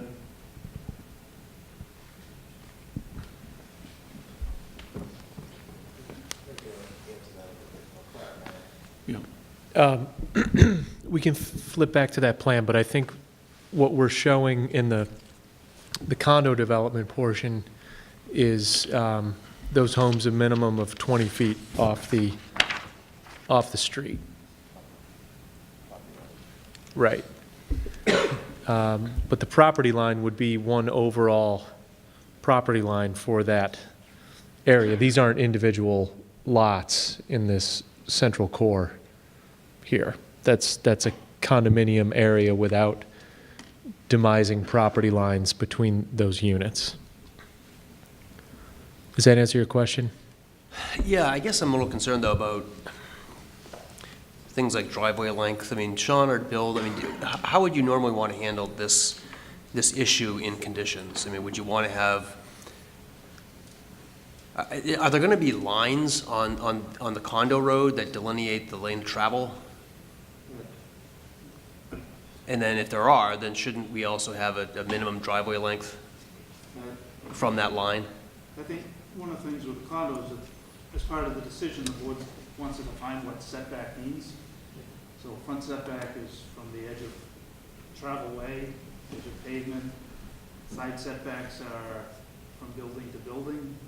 So if you have a 10-foot side setback for one building and a 10-foot side setback for the next building, you really have 20 feet between the buildings because you don't have any property lines. I guess my concern is the front yard setback where the driveways might just kind of meld into like the personal driveway sort of melds right into the main road. And if there's no sideline delineating where that is, then how do you define the setback? Well, I think one way to define that is define the number of parking spaces in the driveway, or set the length of the driveway, or set a minimum length for the driveway. What you might want to consider too is you could say a minimum depth from the garage door or the building to the nearest route of public accommodation, whether it's a sidewalk or a driveway or a roadway, so that you have at least 20 feet to park a car in without the rear end or without some portion of that car extending out over that sidewalk or over that driveway. Yeah, but again, if the road is not delineated on the ground, how do you know where it starts? Am I making sense? I think it is delineated. Will there be a white line? Well, there's a traveled way. I mean, if you zoom in on that plan, this is a roadway edge along here. So the driveways come out, 25 feet, call it, from the face of the garage to this kind of traveled way. So I think that's what Sean is describing, is a condition that just calls this the traveled way or the sidewalk, the nearest portion of public accommodation, and set your minimum driveway length based on that, right? Right, and they have typical sections for that section of roadway, so there will be a gutter line construction for the roadway that serves the condo units. I think that's what I'm asking, is how do we know where that is? I mean, looking at this plan, it's very ambiguous. I don't know where the travel lane is. So generally, it's defined by the center line of the road. So you'll have a typical section for the condominium roadway that will be on Rick's plans. That typical section, I think, Rick, you talked about it being 24 feet wide. So the center line, 12 feet off each is the gutter line. So at a minimum, your driveways would need to be at least 20 feet long as measured from the edge of that way. However, if you have a sidewalk, we'd need to extend that further to make sure that those cars don't extend over those sidewalks either. And where are the sidewalks going to be on these roads, in the condo road? That's to these guys, I mean, Matt? Yeah, I think Rick showed it on one side or the other of the street. So it would be coming down, within the landscape area in here, off that gutter line, another 5 feet, I believe. Is that what they are? 5-foot grass strip. All right, so there'd be a 5-foot grass strip, 5-foot sidewalk, and then that would set the length of the driveway from there. That's on one side of the road. We're not going to have those on both sides of this roadway. That'll be here, and I believe it's here. I got to look at Rick's. all right, so there's going to be a section.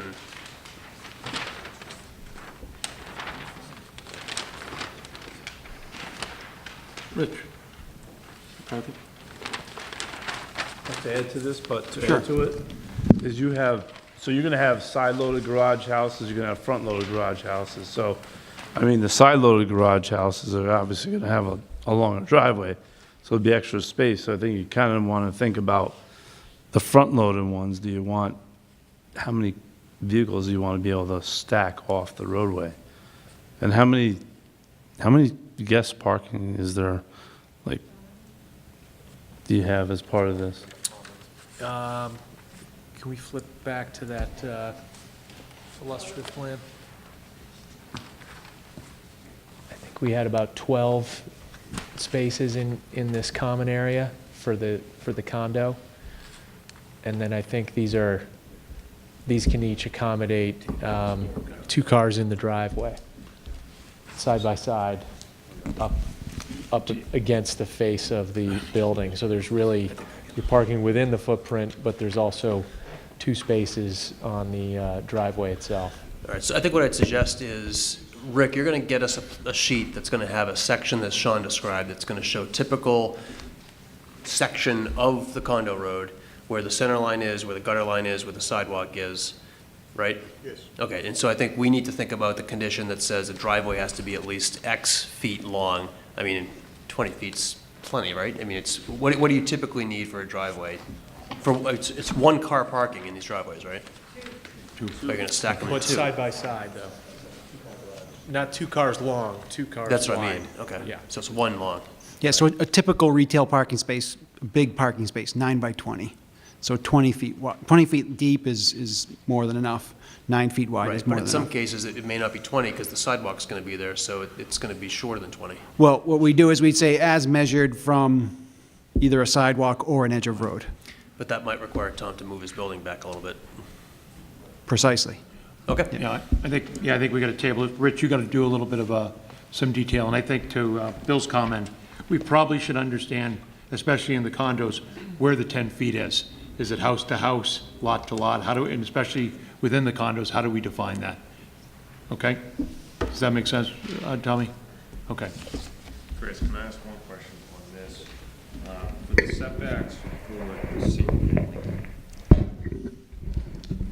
the setbacks for the single-family houses, is there any thought on preventing the houses from sliding further towards Lawrence Street, near Mann's Loop, just from where they're shown, so they don't start to creep towards that property line and the existing neighbors in that area?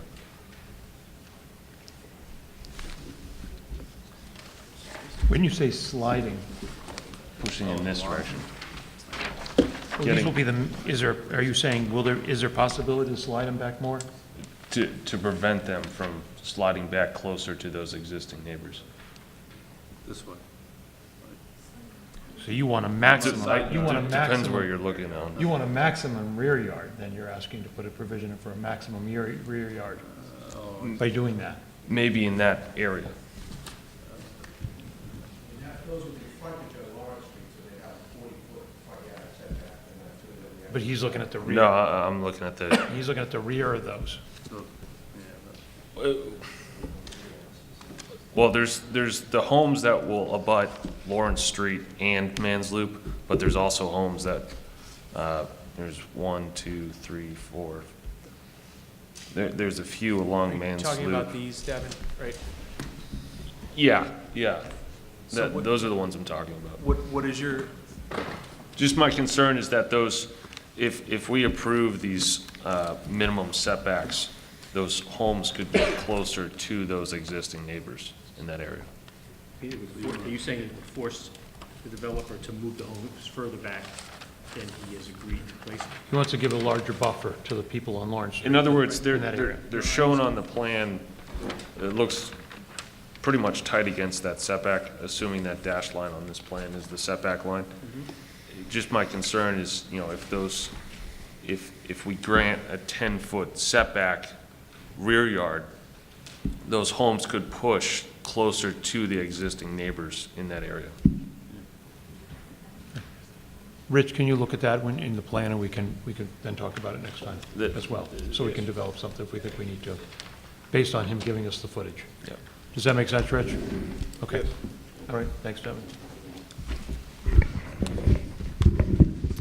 And then just on the topic of setbacks, in frontages, we could do this a couple of different ways. We could require the applicant to give us the proposed setbacks and frontages for each lot and just put it into a table into this decision. Alternatively, we could just stipulate minimums for all the single-family house lots. Now, this has to do with the single-family lots, not the condo. But for that decision, for that waiver table, we can either just have a table listing the dimensions, the minimum dimensions for each lot, or the minimum dimensions for every lot, maybe carve out some exceptions for certain lots that we care particularly about for special reasons. I don't think, Tommy, do you want to? There's one other alternative, is potentially just having, like you said originally, a blanket setback for the whole neighborhood, single-family houses. And in those areas, have some type of restrictive easement that's on the record on the plan that prevents them from building any closer to the housing on street.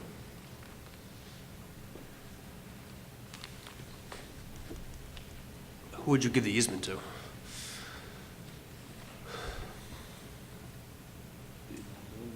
I think it's better to have a condition, because that way the zoning board can enforce it.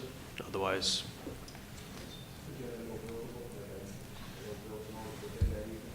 Or a covenant? who's going to hold it? It'll be on record, you know? I mean, who will care, maybe, you know what I'm saying?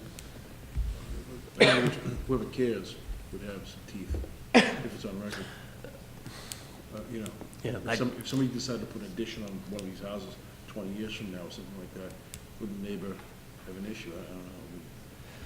Yeah, you generally don't want to have covenants just letting anybody enforce it. In fact, I think that's probably unenforceable. But I think a condition on the permit is a common way to handling things like this. And There's one other so. thought with this too, and it goes back to the plan revision, and that is cut off a strip that might be 40 or 50 feet wide along the back there, deed that to the HOA, so it's not even part of the lot.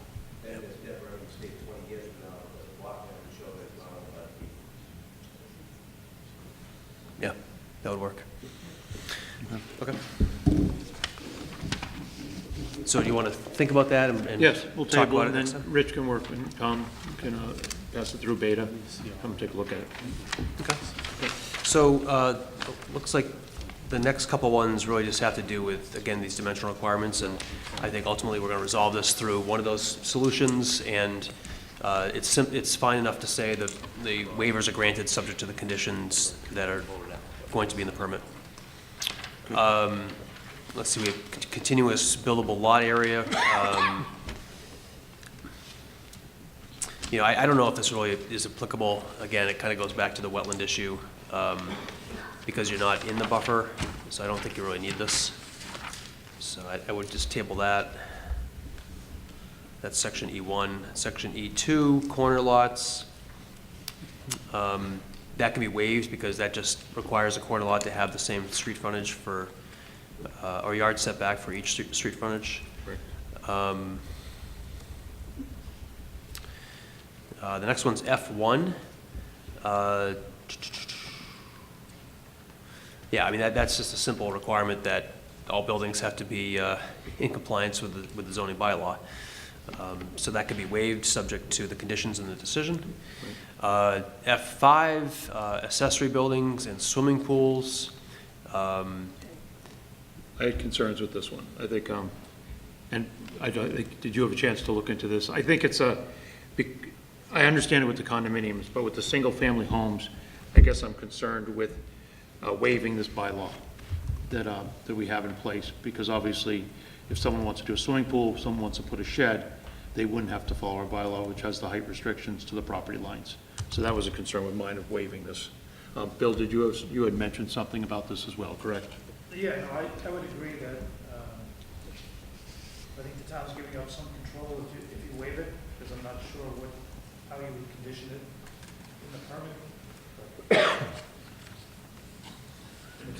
think it's more of a future thing rather than something that's going to get built right away. Go ahead, Tom.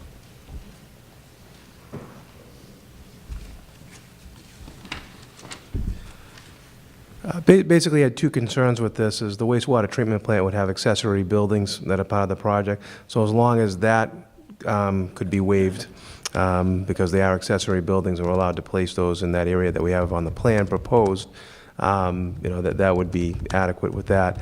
Our other concern is just 10, 15, 20 years down the road, people do start to put in tool sheds, a swimming pool, or anything like that.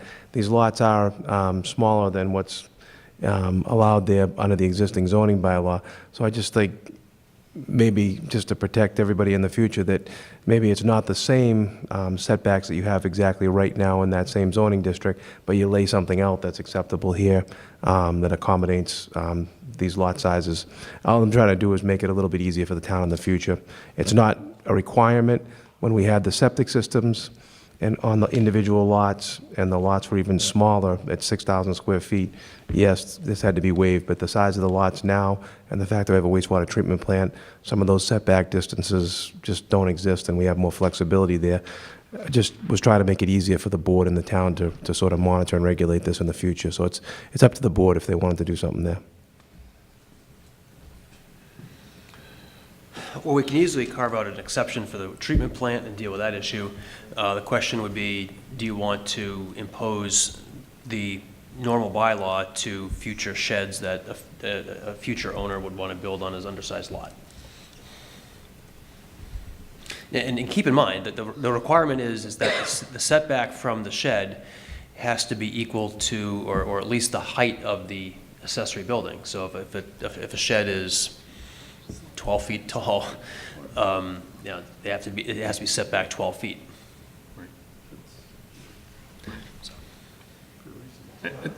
I think I would like to see us carve out the wastewater treatment plant and keep the provision, because it still allows someone to come to the board in the future.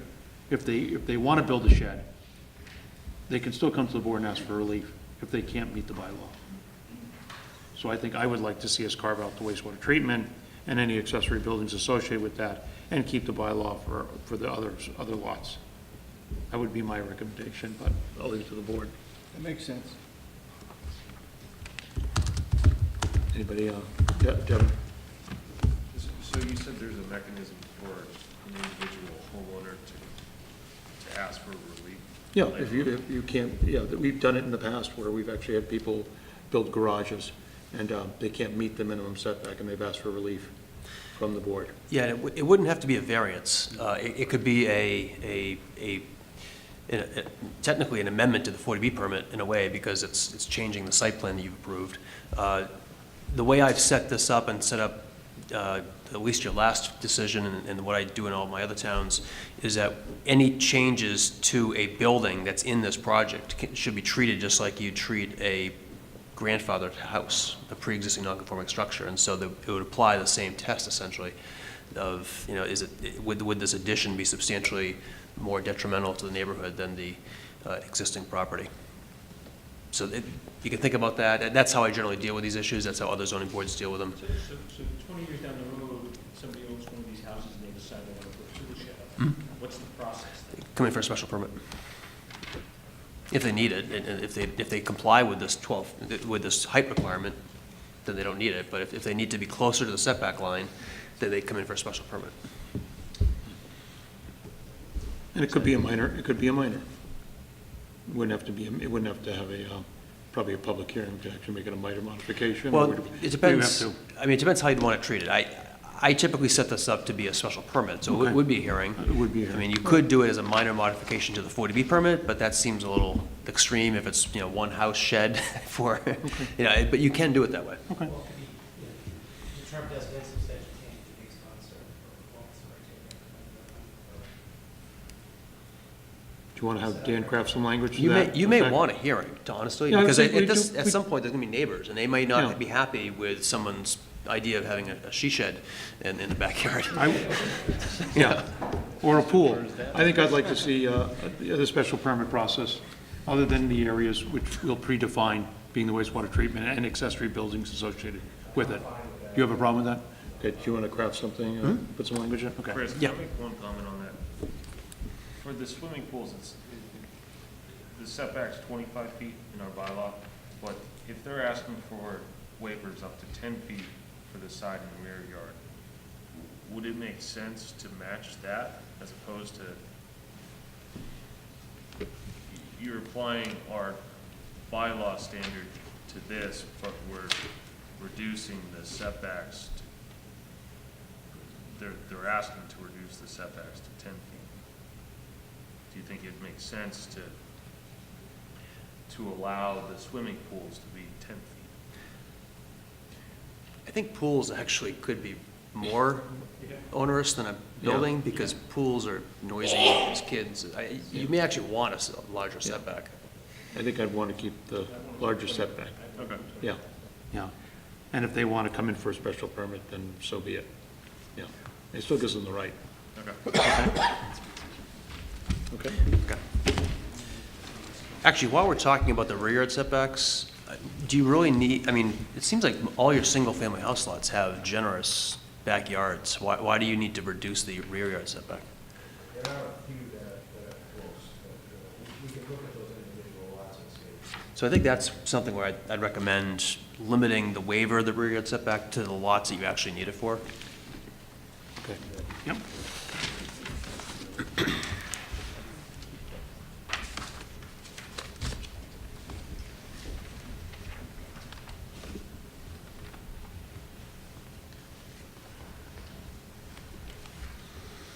All right, so we're at section F9, I think? Is that right? Yes. Okay, so this is the sign bylaw. They're asking for 2 permanent subdivision or project signs at each entrance, and each of which is no greater than 32 square feet in size, not greater than 5 feet in height. Make a suggestion for this. Let me submit a sign as part of the entrance package and a landscape plan, and the board will approve that part of the plan. So in other words, we won't waive this, but we'll put a provision in that he will provide us with a... Signs are subject to a sign, approval. subject to approval by the board. Yeah, we'll put together a package detailed, that'll have signage on it, and that'll be part of the approval. So we will not waive this. Well, we waive the sign provisions, but subject to the sign that you're going to... Okay, but not this 32 square feet, a minimum of 5 feet You're in height. not allowing that. You just, No. you waive it subject to Right. approval by the board of a landscape plan, and that retains your control over this issue. Right, okay. Yeah. Richard, do you have anything to say to that? I saw you raise your hand. So, no illumination? Like, it's not gonna have, like, lit up? Like, there's no, you're not like lighting it up or anything like that? Or backlit or indirect lights?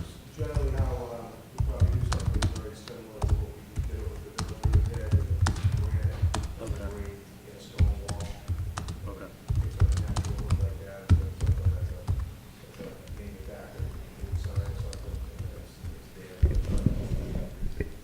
Unless the board wants it illuminated, then I will illuminate it. No, I just want to be sure. But uplighting on it, probably indirect, not illuminated, lighted letters, but lights from the ground coming up onto the sign wall. That'll be part of your plan. I think given the number of people living here, you want some type of lighting so people who are coming to visit you. Right, okay, great. All right, section F10, this is another unique provision in Norfolk. So this is,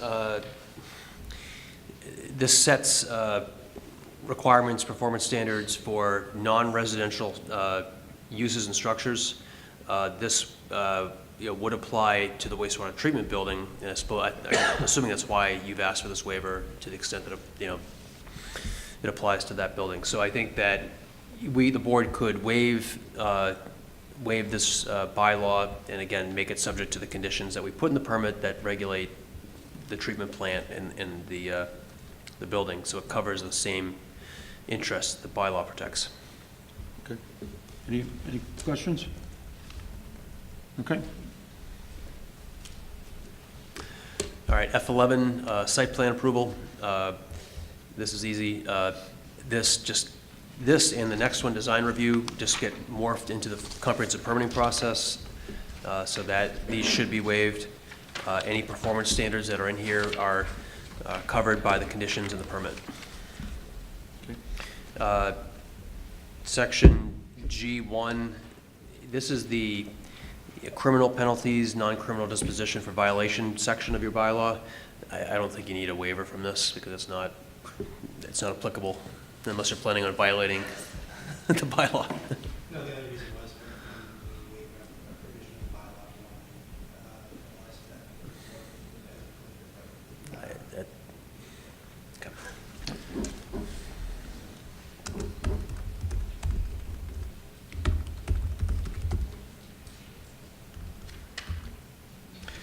Okay, so now the next section is G2, building permits. This section just requires that no building is issued and no building permits issued unless the buildings are compliant with the zoning bylaw. This actually is duplicative of the state building code, which has the same requirement. But the language of this provision actually says compliance with the zoning bylaw or with the decision rendered by the Board of Appeals. So because of that, I don't think you need the waiver because it's covered. Next section, G3. This says that no occupancy permits would be issued unless the buildings are all in compliance with the zoning bylaw. So I think it's fair to waive this section.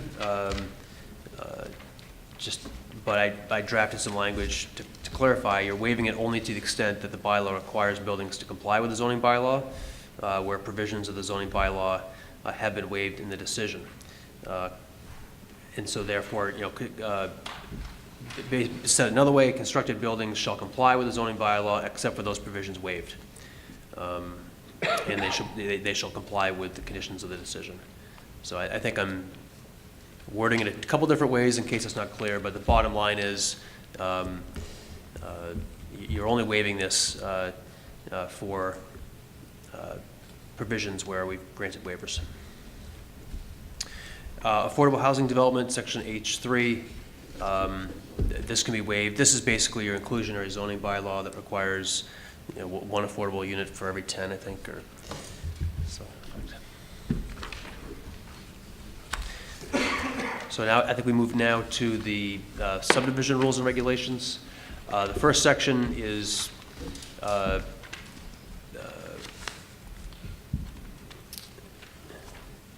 so I think, John, is this, actually, can you clarify what section this is?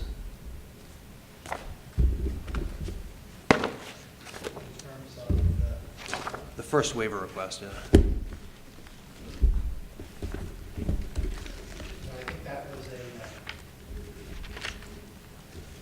I don't think we need that. That's just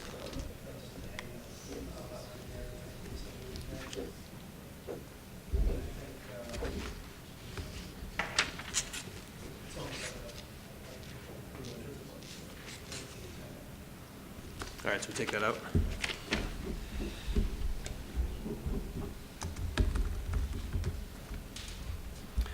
All right, so now we move to section 2, definitions. My general approach on subdivision regs is that, there is no subdivision process here because we are the subdivision process. So I think it's okay to waive the process requirements here because we're stepping into the shoes of the planning board. All of this is subject to the decision, subject to the conditions that we approve, and then when we get to the substantive provisions of the subdivision regs, that's where the rubber hits the road, and we need to figure out if it's necessary to waive everything they've asked for. Rick has said that a lot of your road design standards are actually being complied with, I think, with this project, right? So, so we'll get to that. Section 3, we've got a tree plan requirement. So I think this can be waived because we're going to ask for a comprehensive landscape plan that's going to be submitted after the permit's been issued. It's going to be reviewed by the board and its consultants, and that's your expectation, right? Okay.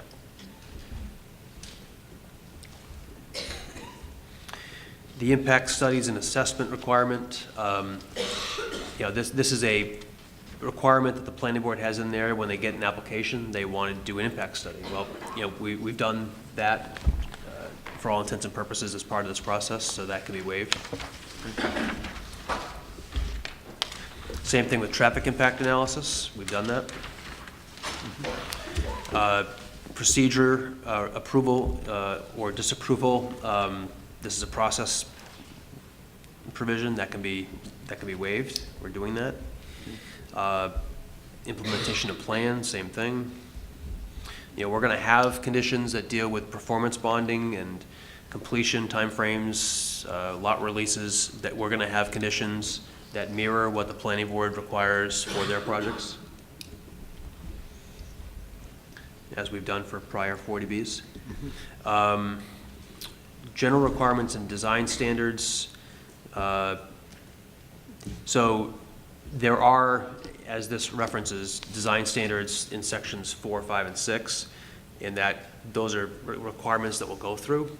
This provision can be waived subject to our decision on the waivers for those sections.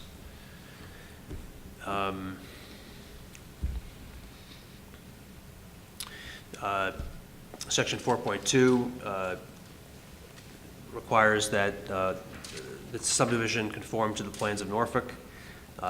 That should be waived since it's being encapsulated as part of this comprehensive permit. Minimum lot size, that's just repetitive of the zoning waivers that were asked for before, so that can be waived, subject to the conditions.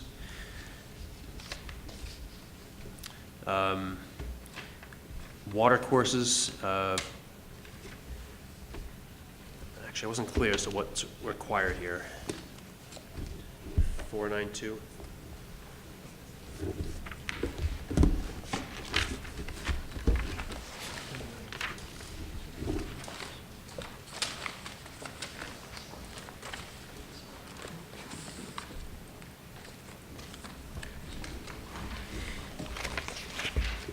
This requires streams and water courses shall be provided with an emergency maintenance access easement. You don't have any streams or water courses, do you? Oh, Bush Pond? Yes, Bush Pond and then the river are located within the open space, so it would seem that it would not be necessary to create an easement around those water courses because they're not privately owned as an individual lot. So the idea was that they'd be within the open space.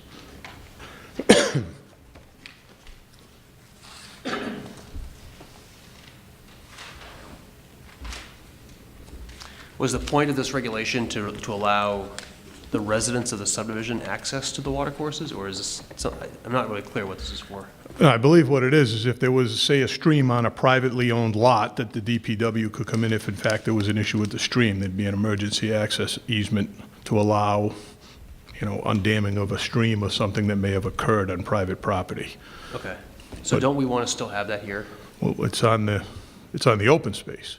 So it's really the creation of an easement in the open space to allow for access by the town in an emergency situation.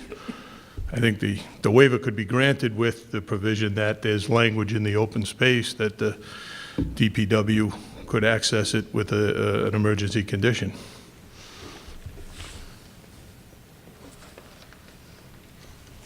Okay, so in theory, you're still giving us the same rights as what this requires.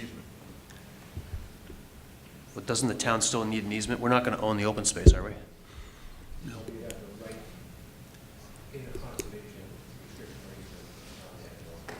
Okay, so all these waterways are going to be part of the open space that's going to be restricted and conservation restricted, that's going to run to the Conservation Commission or the town?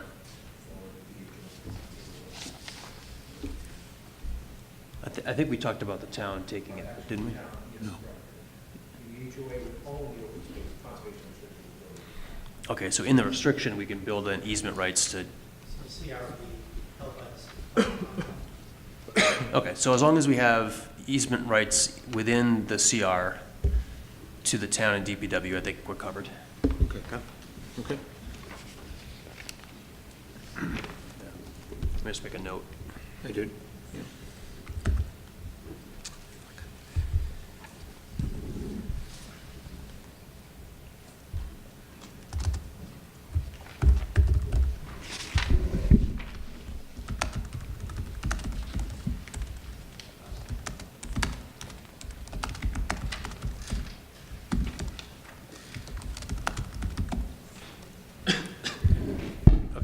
The next section, 494, trees, tree planting requirements. So I think that's going to be covered by our review of the landscape plan.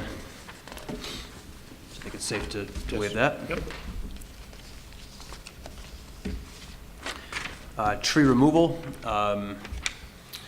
So this is a subdivision requirement that prior to the removal of trees over 4 inches in diameter in the right-of-way and within any tree easement area, the developer would mark those trees for review by the board. So we talked about in Lawrence Street, in that right-of-way, we've talked about doing a condition that the developer tag any trees that are going to be removed. Do you care about trees in the interior of the project site? So this is just trees in the interior? Well, it would cover any tree in the right-of-way as well as... Well, it might cover those on Lawrence Street as well, though, right? Well, this condition would. I mean, this requirement would. Yeah. So I'm saying is, I think we're going to have a condition that deals with... We are, right, so I don't, right. I think we tabled it, the earlier ones. Did we want to table this one till we have the language right? Sure. Okay. Everybody agree?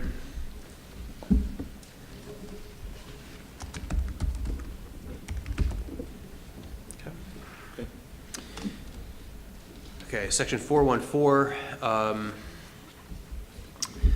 vertical alignment cul-de-sacs. So now we're starting to get into some of the more technical requirements of the regs, and we haven't reviewed this yet because we haven't seen the details of the plans. We haven't received engineered plans. We've seen conceptual plans, right? So I guess I'm a little concerned about waiving some of these road design standards now without knowing specifically what you really need. And you're not at that level of detail yet in your plans, right? Correct. So. Bill? Yeah, no, I would agree. I don't want to tell the board how to decide on the waiver, but, I think for the board's protection and the town's protection, you should be reviewing the engineered plans, at least to a level close to what was submitted before.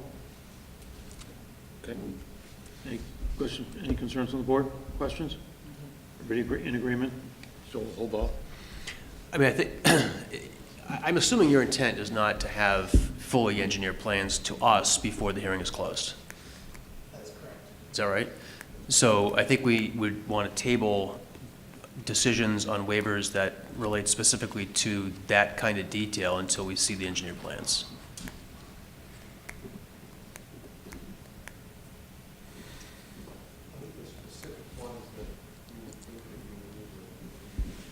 Yeah, I think we can go through and identify some of them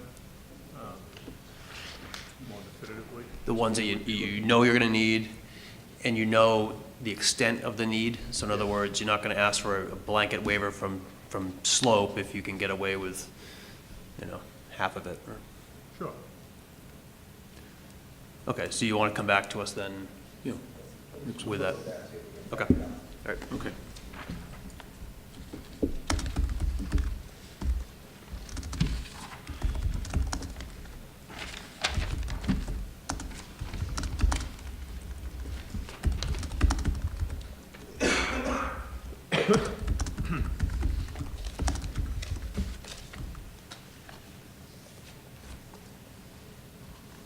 All right, so slopes of excavated cuts.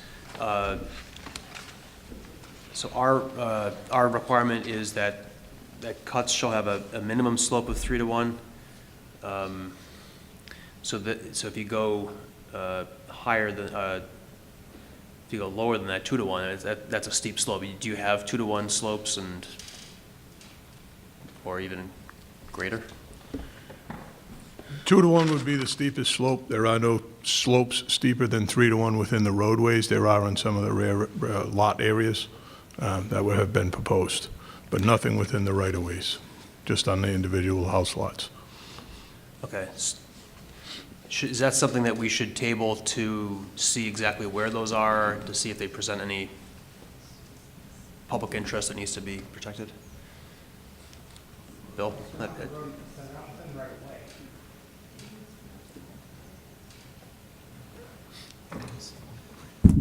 My only comment was if they're not in the right-of-way, that's what the subdivision control law is designed to deal with, and this is dealing with an issue within the right-of-way.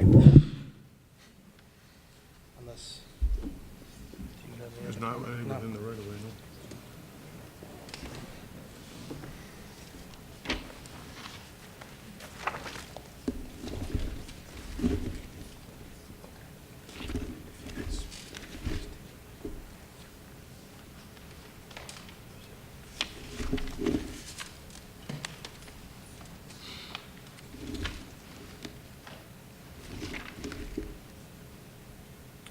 Yeah, I mean, this does seem to apply to the rights-of-way. So that's usually, a 3 to 1 slope is a mowable slope, so that's why you see that in the right-of-way, because the town's gonna have to maintain that right-of-way, they want it to be mowed.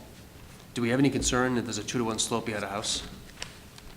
Is that, Well, I think there's been concern expressed behind 51 Lawrence Street, about the steepness of the slope. It sounds like that's been addressed, but again, we haven't seen a plan to confirm that. Rick, can you give us a plan that shows where these steeper slopes are going to be? Sure. So why don't we table that and bring it up next time? Yep.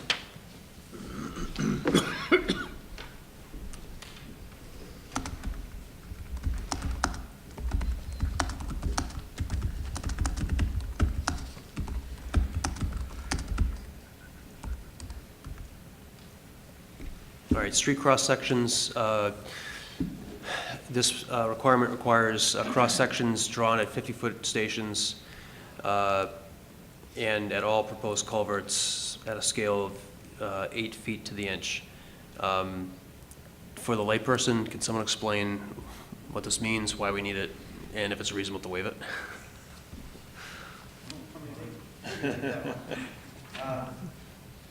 Typically on roadway designs, cross-sections, which is really just a cut through the roadway, and looking at the roadway helps you define the limits of the grading, the limits of the slope, the steepness of the slopes. And it's typically done on public roadway jobs. I think in this case, where there's a comprehensive grading plan that will present all that same information, we'd be comfortable not seeing those cross-sections. I don't know if that explains what the cross-section is.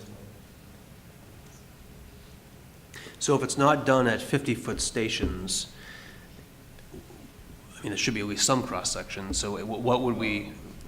What I would say is that there's typical sections, a number of typical sections for the roadway which defines what happens within the right-of-way. And the cross-sections are somewhat antiquated back to the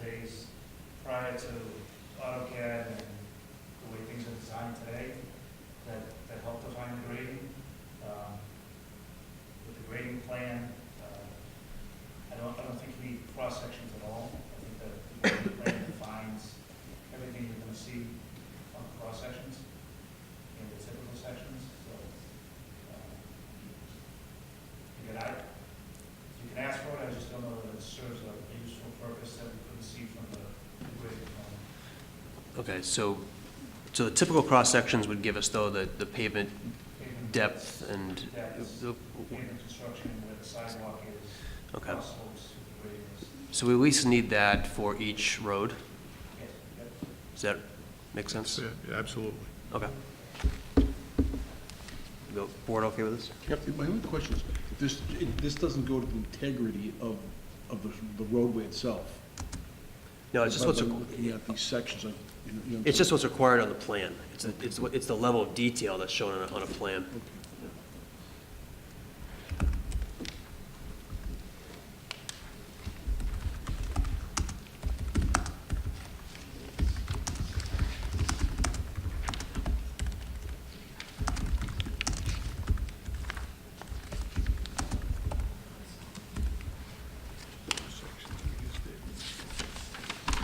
Okay, so next, 4.18, walkways on existing roadways widths.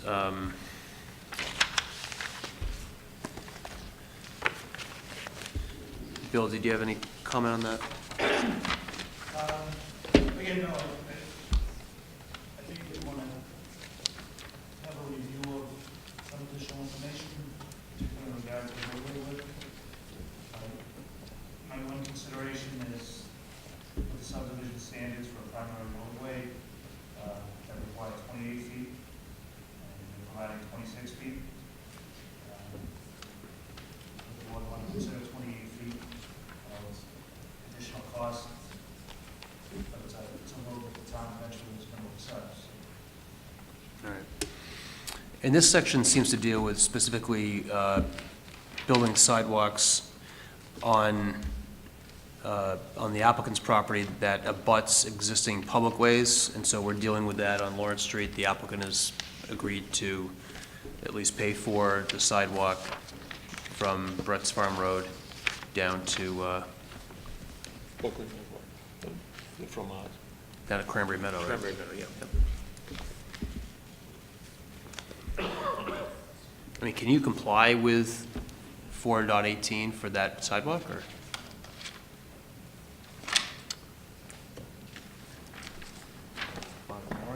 Yeah, it doesn't seem like it's, Basically, it would be the section westerly of the proposed west roadway, Brett's Farm Road, going towards the town of Franklin. oh, for that part, yeah, we'd waive that part, but for the, Yeah. what I mean is for the rest of it, you can, For the remainder of it is being proposed. all right, so why don't we just waive it with respect to Lawrence Street west of Brett's Farm Road? Sound good? Okay.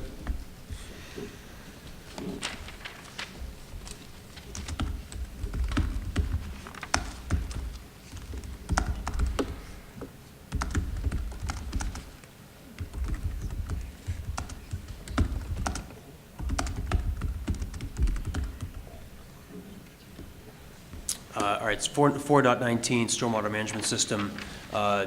This is similar to the stormwater bylaw. This can be waived since we're going to have comprehensive conditions dealing with the review of the stormwater system by our consultants, and the stormwater system will be complying with state standards. Mr. Chairman, if I may, there's another section. Amy, could you put up the plan of the project? So there's a section of public road that's referred to as Old Lawrence Street. So if you come to the southwest of, where's the, so that piece of roadway there, technically we have frontage on as well. We propose not to construct the sidewalk up and then come down and terminate it here. So I just wanted to clarify that. That's referred to as Old Lawrence Street. So we'd like a waiver to not have to build the sidewalk down that section of Old Lawrence Street as well. Okay. Thank you.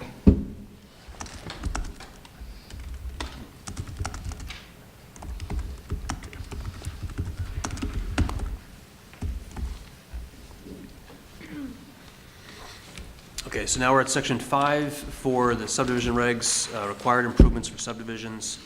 And I think this isn't, again, I think we need to have Rick identify specifically which ones you can't comply with, and rather than granting a blanket waiver.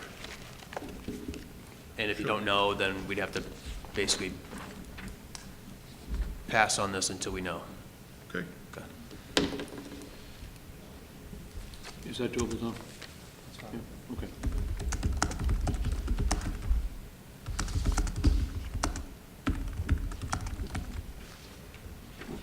All right, and then the next, so now we've got the appendix, and the copy that's online didn't have this. I didn't have a chance to review the appendix, but, so Appendix A is, these are all the forms.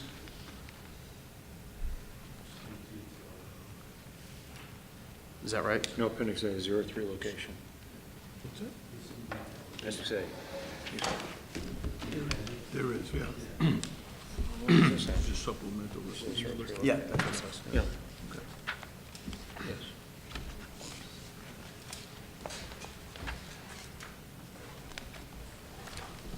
Do you want to table it for now until we have time to look at it? Yeah. Why don't we table this? Just so we You have still, time to you look still at it. want these waivers?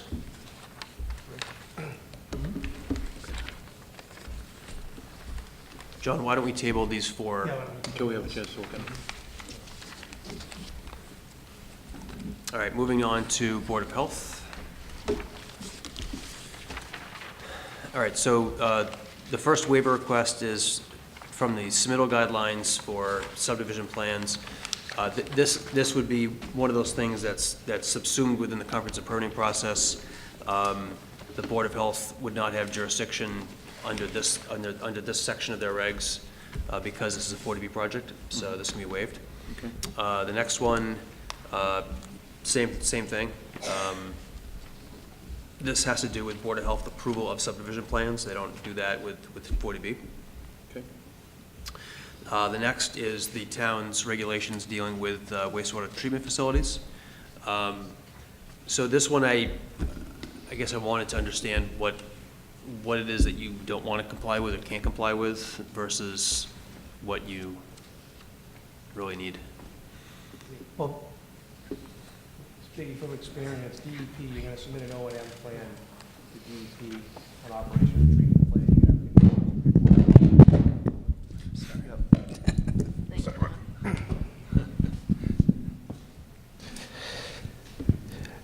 Actually, as part of the permit with the wastewater treatment plant with DEP, you're going to supply them with an O&M plan.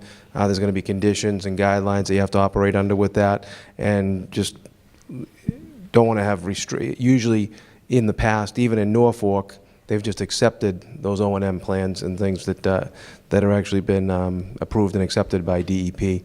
Wastewater treatment plant at the Village of River's Edge is a perfect example with that. So it's basically they've been copied on everything that's been submitted to them, but they don't have their own conditions and things that might conflict with DEP's. All right. Maybe we can get some feedback from the health agent. Well, also, the Board of Health can't regulate package plants. It's subject to a state permit.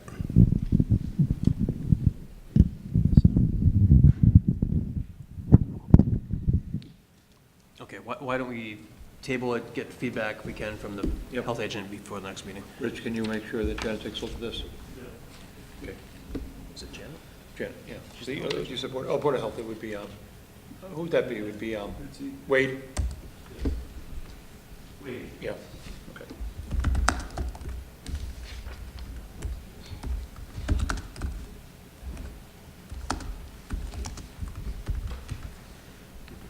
Okay, the next one is groundwater supply protection regulations.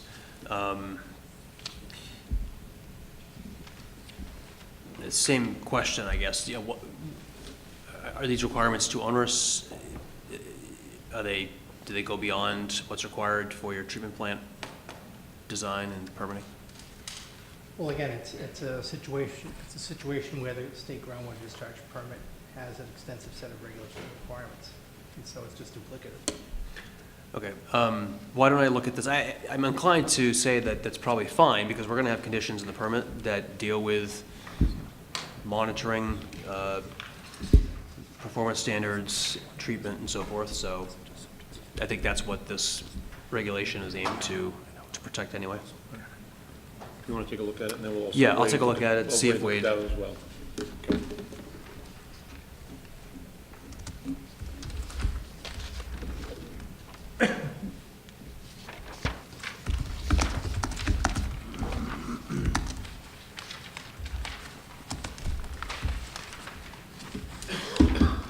Is that it? Nope. Okay, so, the next one is, town bond and security fees. Where is this? This was a general catch-all. Why don't you just say bylaw? Yeah. Caught us. All right. We'll supplement, provide further detail. Okay, DPW fee and service schedule, schedule of water rates and fees. Can you give us the fee schedule so we know what we're waiving? What would your connection fees be? You've, I guess, offered to pay for the fees for the market rate units, so it would just be a 1/4 waiver? That is.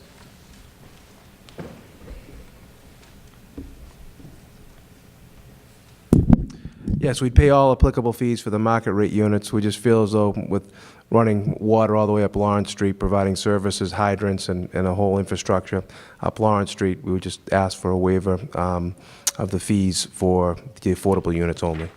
Okay, so I guess if you can provide us what that fee schedule is, and do you want to run that by the water department? Yes, you should. Who's going to do that? Rich? Run that by the water department? Or DPW?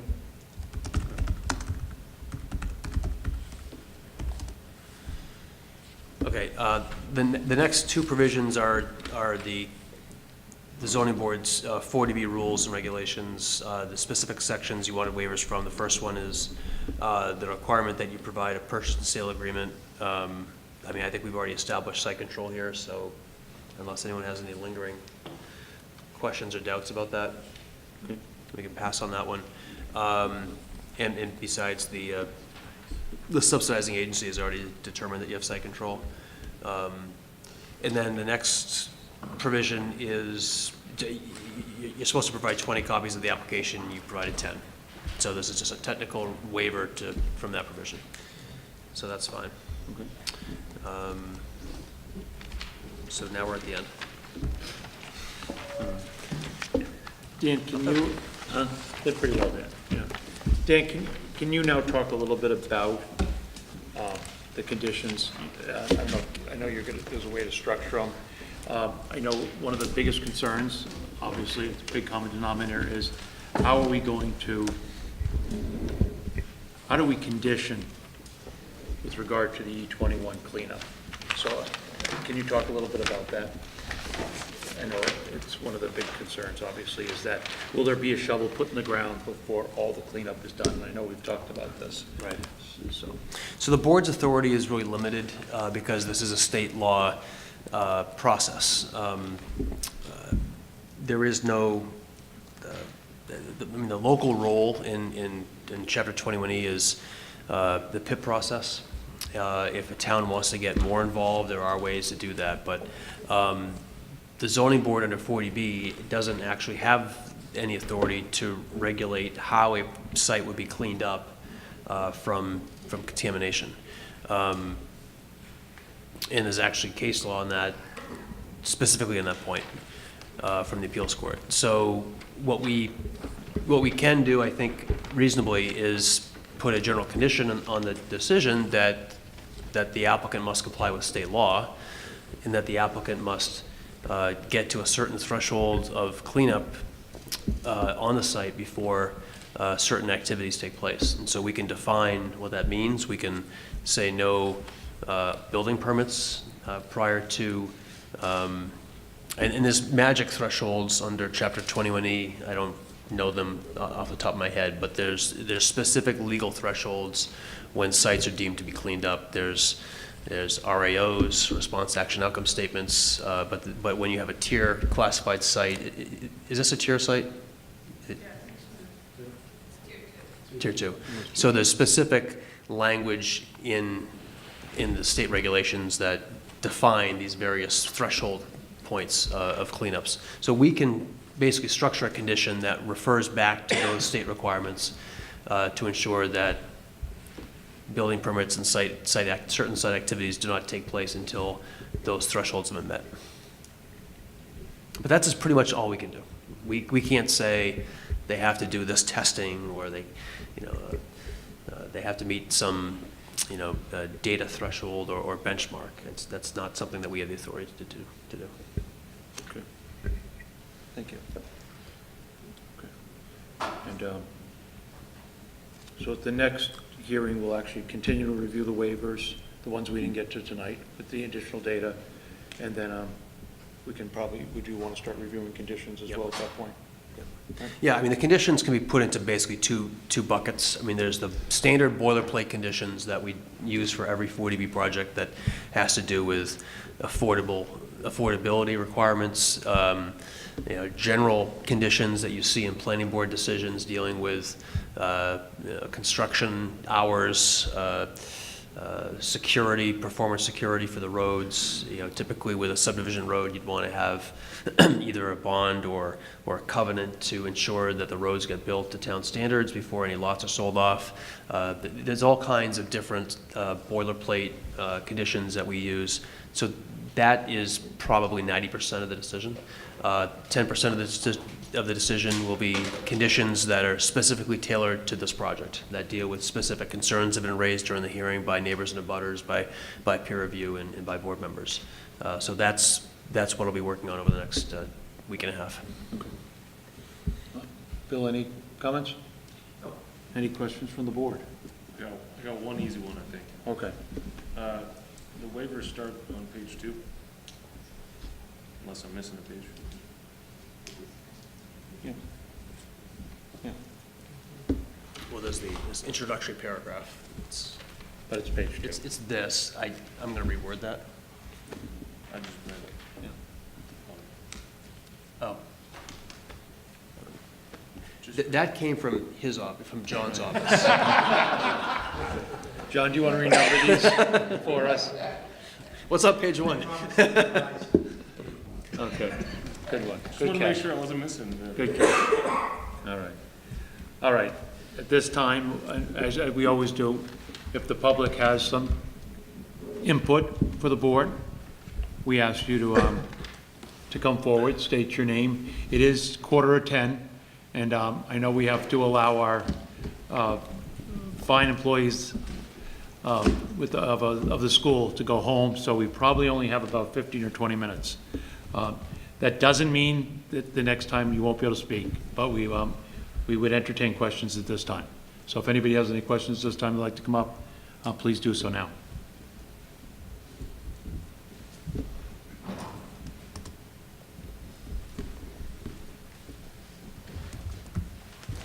Dave Diamond, 3 Brett's Farm Road.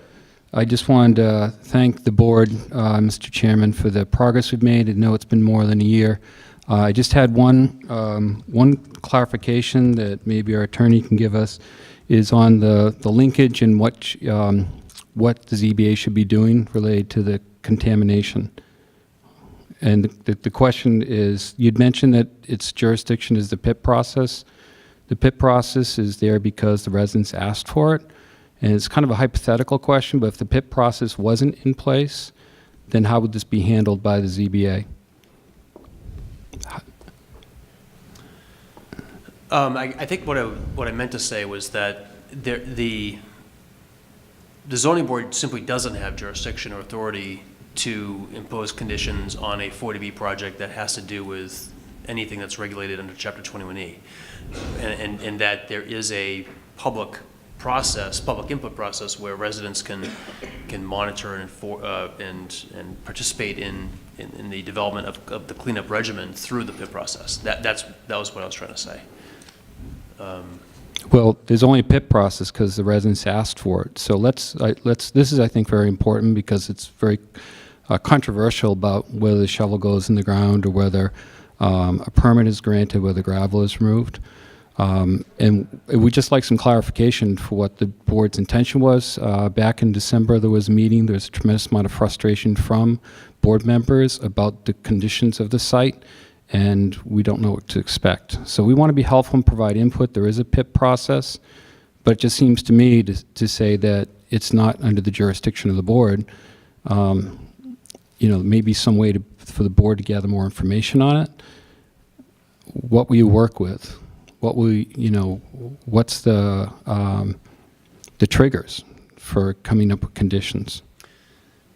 So I'm going to be relying heavily on Weston and Sampson's advice. Okay. I mean, they were hired by the town specifically for us to understand what was happening on the site, what the outstanding concerns were, and what kind of conditions that we could impose in our decision that is within our jurisdiction.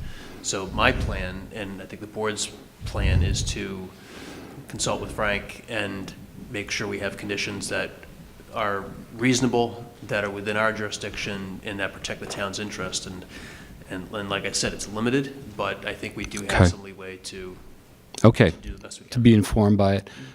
So the Board of Health is not going to advise on this. They're only going to advise on dust and things they said. That's kind of on the record. So you will be advised by Weston and Sampson as to what conditions to put on. Yeah, we take an input from everybody. You're free to provide more input.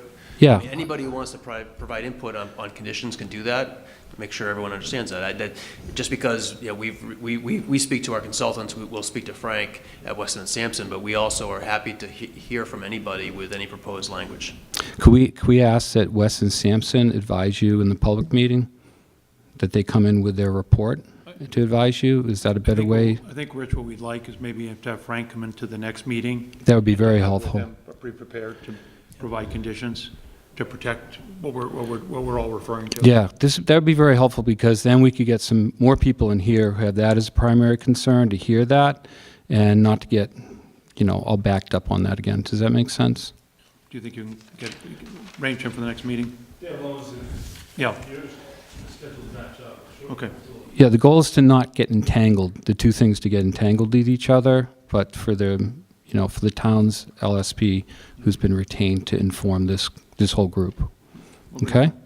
Thank you very much. Thank you.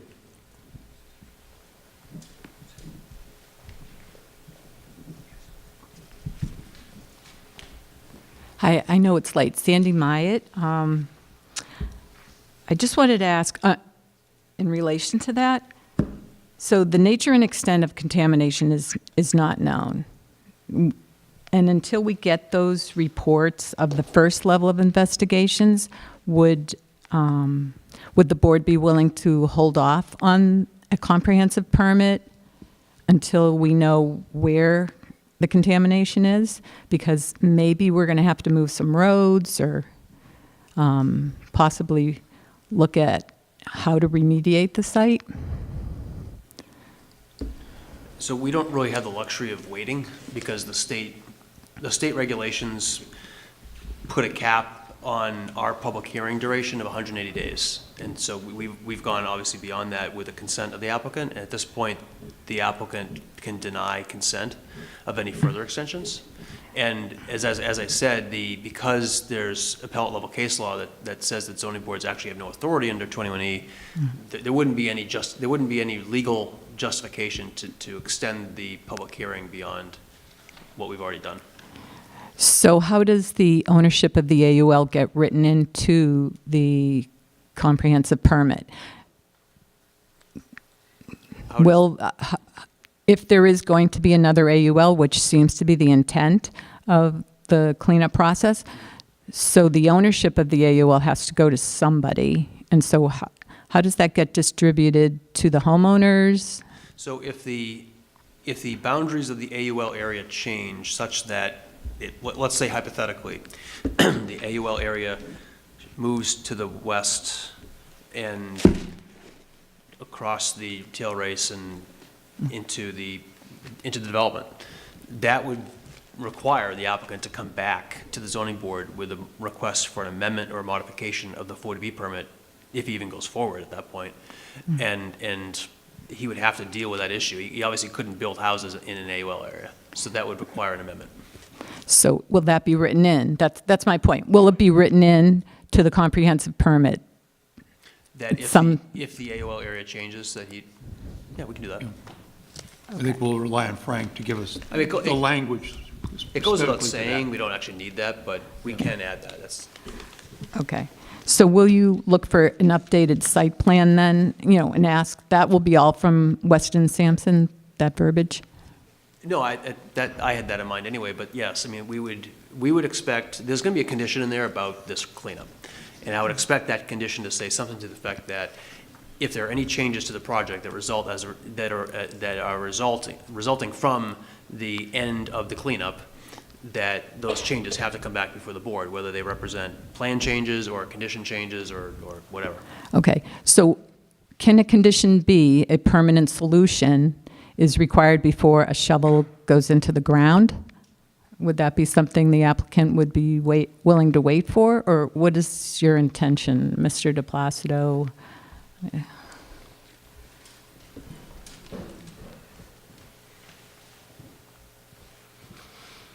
That would not be our intention. Our intention would be to start land clearing and actually start prepping the work for the project, while if any mitigation is required for any type of cleanup in that area.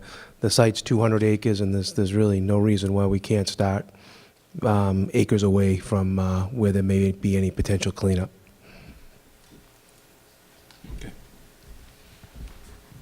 Okay, that's very reasonable. To stay away from the contamination area? I mean, that seems logical. So how far away would you be willing to stay? I mean, I think that's a detail that we would probably like as residents in the comprehensive permit. Maybe he can come up with something and discuss it with Weston and Sampson as far as a location that you would be willing to stay away from. Go ahead.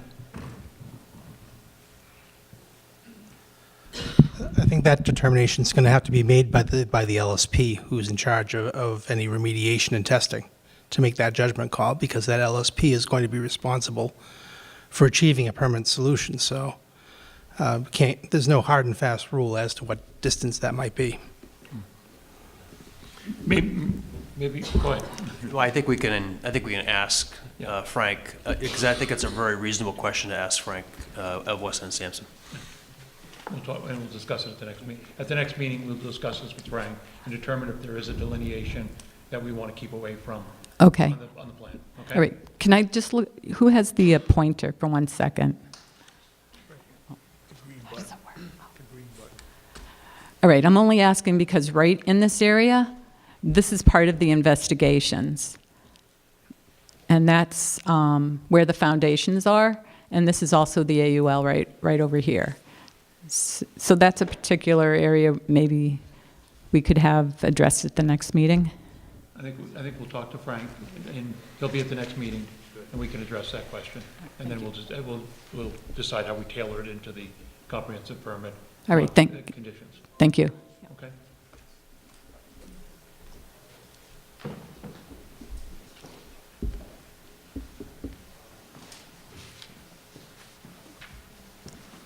I'm the property owner at 51 Lawrence Street, and I want to thank the board for the concern you've already shown for my property. And I still don't think enough has been done. I think this property is still at risk in terms of the proximity, considering how many open acres there are. I'm not sure why the project has to be quite so close to my property. The grading in the back of my property I'm concerned about. I've written letters, so I just wanted to make it clear that I still have those same concerns. Thank you.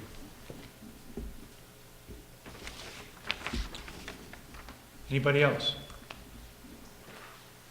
All right. Could I get a motion to continue the public hearing for Abbeville Commons and Abbeville Preserve to January 31st, 2018? At 7 o'clock here at the KP Middle School. Do we have a second? Second. Discussion? All those in favor? Aye. Okay. Thank you very much, everyone. But I have a motion to close the zoning board of appeals meeting for January 16, 2019 at 9:55 PM. Second? Second. Discussion? All those in favor? Aye. Thank you very much. Have a good evening.